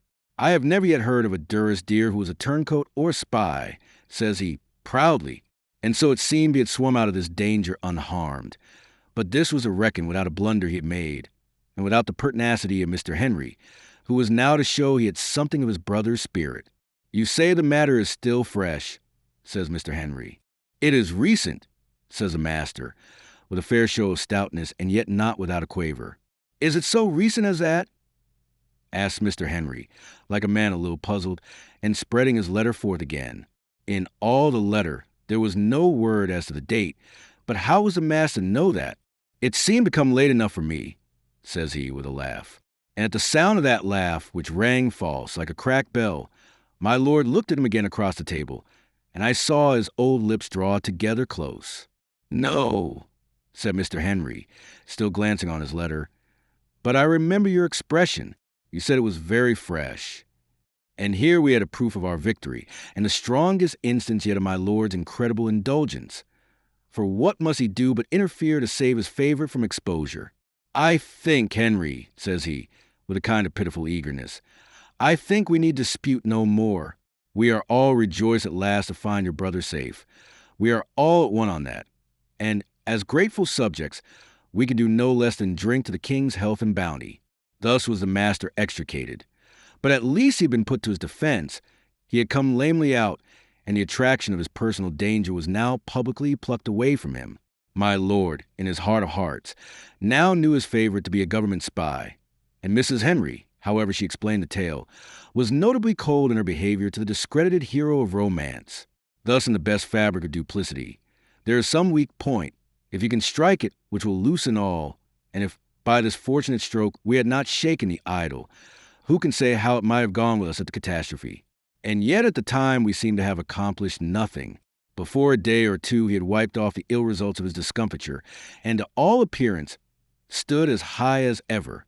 As for my Lord Durie dear, he was sunk in parental partiality. It was not so much love, which should be an active quality, as an apathy and torpor of his other powers. And forgiveness, so to misapply a noble word, flowed from him in sheer weakness, like the tears of senility. Mrs. Henry's was a different case, and heaven alone knows what he found to say to her, or how he persuaded her from her contempt. It is one of the worst things of sentiment, that the voice grows to be more important than the words, and the speaker than that which is spoken. But some excuse the master must have found, or perhaps he had even struck upon some art to wrest this exposure to his own advantage. For after a time of coldness, it seemed as if things went worse than ever between him and Mrs. Henry. They were then constantly together. I would not be thought to cut one shadow of blame, beyond what is due to a half-willful blindness, on that unfortunate lady. But I do think, in these last days, she was playing very near the fire, and whether I be wrong or not in that, one thing is sure and quite sufficient. Mr. Henry thought so. The poor gentleman sat for days in my room, so great a picture of distress that I could never venture to address him. Yet it is to be thought he found some comfort even in my presence and the knowledge of my sympathy. There were times, too, when we talked, and a strange manner of talk it was. There was never a person named, nor an individual circumstance referred to, yet we had the same matter in our minds, and we were each aware of it. It is a strange art that can thus be practiced, to talk for hours a thing, and never name nor yet so much as hint at it. And I remember I wondered if it was by some such natural skill that the master made love to Mrs. Henry all day long, as he manifestly did, yet never startled her into reserve. To show how far affairs had gone with Mr. Henry, I will give some words of his uttered, as I have cause not to forget, upon the 26th of February, 1757. It was unseasonable weather, a cast back into winter, windless, bitter cold, the world all white with rime, the sky low and gray, the sea black and silent like a quarry hole. Mr. Henry sat close by the fire and debated, as was now common with him, whether man should do things, whether interference was wise, and like general propositions, which each of us particularly applied. I was by the window looking out when there passed below me the master, Mrs. Henry, and Miss Catherine, that now constant trio. The child was running to and fro, delighted with the frost. The master spoke close in the lady's ear with what seemed, even from so far, a devilish grace of insinuation, and she on her part looked on the ground like a person lost in listening. I broke out of my reserve. "If I were you, Mr. Henry," said I would deal openly with my lord. "McKellar," said he, "you do not see the weakness of my ground. I can carry no such base thoughts to anyone. To my father, least of all, that would be a fall into the bottom of his scorn. The weakness of my ground," he continued, "lies in myself, that I am not one who engages love. I have their gratitude. They all tell me that I have a rich estate of it, but I am not present in their minds. They are moved neither to think with me nor to think for me. There is my loss." He got at his feet and trod down the fire.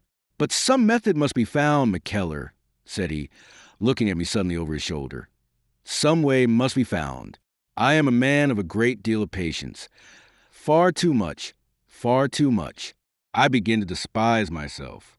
And yet, sure, never was a man involved in such a toil." He fell back to his brooding. "Cheer up," said I. "It will burst of itself." "I am far past anger now," says he, which had so little coherency with my own observation that I let both fall.